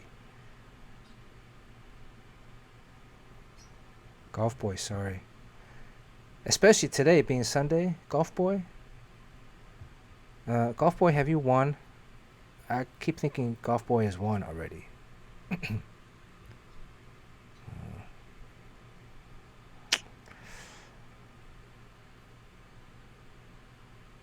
Chirimino subscribed today. Oh, okay, all right. You got 2. Jay Chiramino gets bumped up. Good looking out, Steve. Chiramino. Steve pointed out. initially the person with the most amount of slices does not win, but the last couple times, the person with the most amount of slices won. So you never know. I don't know what the algorithm on this thing is. Oh yeah, Golf Boy's got the hot sister. Damn. All right, Golf Boy. Golf Boy up to 2. Okay, if I've missed any slices for you guys, please let me know. Anybody else that's been on the stream since earlier, please type something in. You have a free chance to win this amazing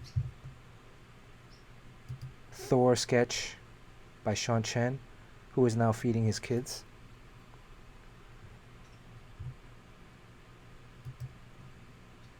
International members will have to cough up some money, if not most of the shipping.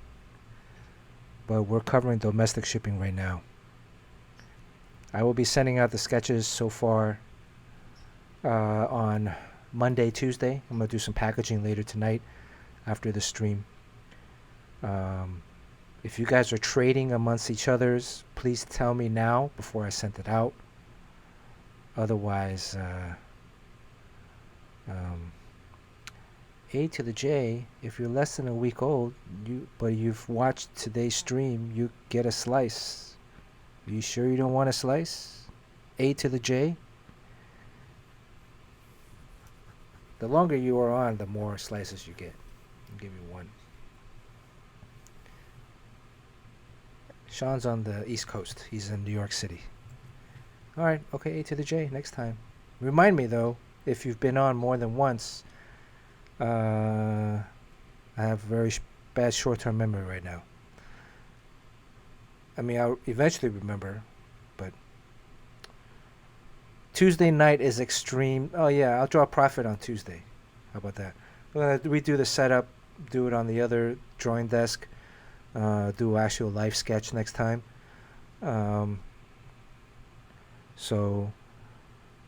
Yeah, I got that way, I think. I got a couple of requests to switch. But once I send out the sketches, then if you guys are going to switch, you guys trade on your own. Last call for entries. Last call for entries. I want to thank everybody. What if I gave out a sketchbook first? Yeah, but see, Steve, if you win today, how are you going to get the profit sketch on Tuesday? You go back down to 1. Maybe 2 because you're a subscriber. Right? Think about that. Okay, let's spin the wheel. Yeah, Long, should we do... Oh, Long, you're here. Should we do a practice spin? Yeah, I got you on there, Long. If I get 4 people that says practice spin, then I'll do a practice spin. Because I've never seen the same person win 2 times in a row. So, okay, let's say 3. If I get 3 people to say yes, 3 people to say no. First 3, if 3 people right away say no, then no practice spin. Okay, that's 2 no practice spins. Because I just like spinning the wheel. That's 2 no, that's 3 no's. No, 4 no's. Okay, all right.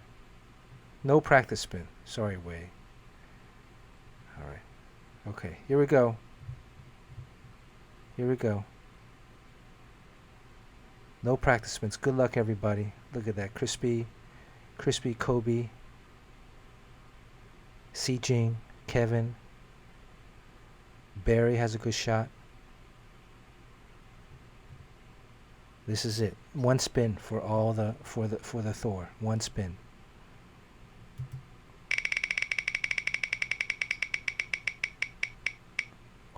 Crispy Papa with the Thor.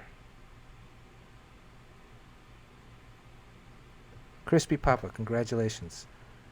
Steve.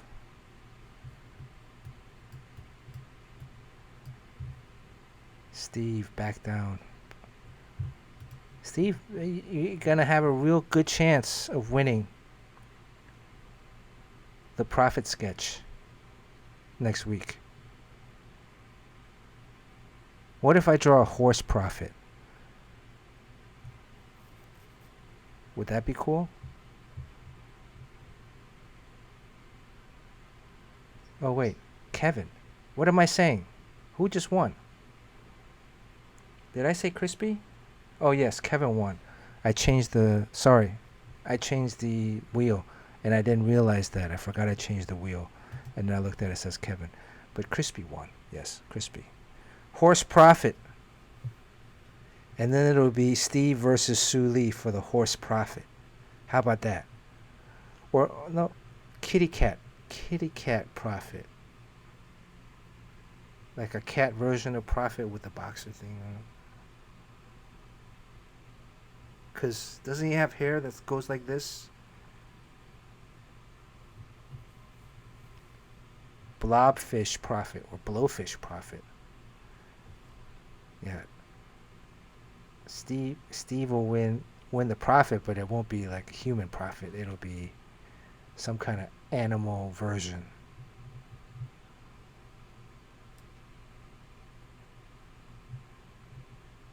I think that'd be cool. Maybe I'll draw the Beavis and Butthead as profit. Alright, well, enjoy the rest of your weekend. Thank you so much. We'll be posting a schedule tomorrow, so we're going to skip tomorrow and probably jump on Tuesday sometime. And we'll try to lock down a schedule and stick with it. But maybe occasionally throw in a random stream every now and then. So, but thank you again. Thanks everybody for your support. It's been a lot of fun. If you have any particular topics or things you want to talk about, DM me or hit up the Discord.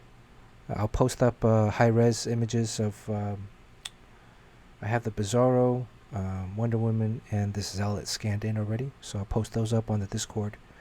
You guys can download from there. And catch you next time.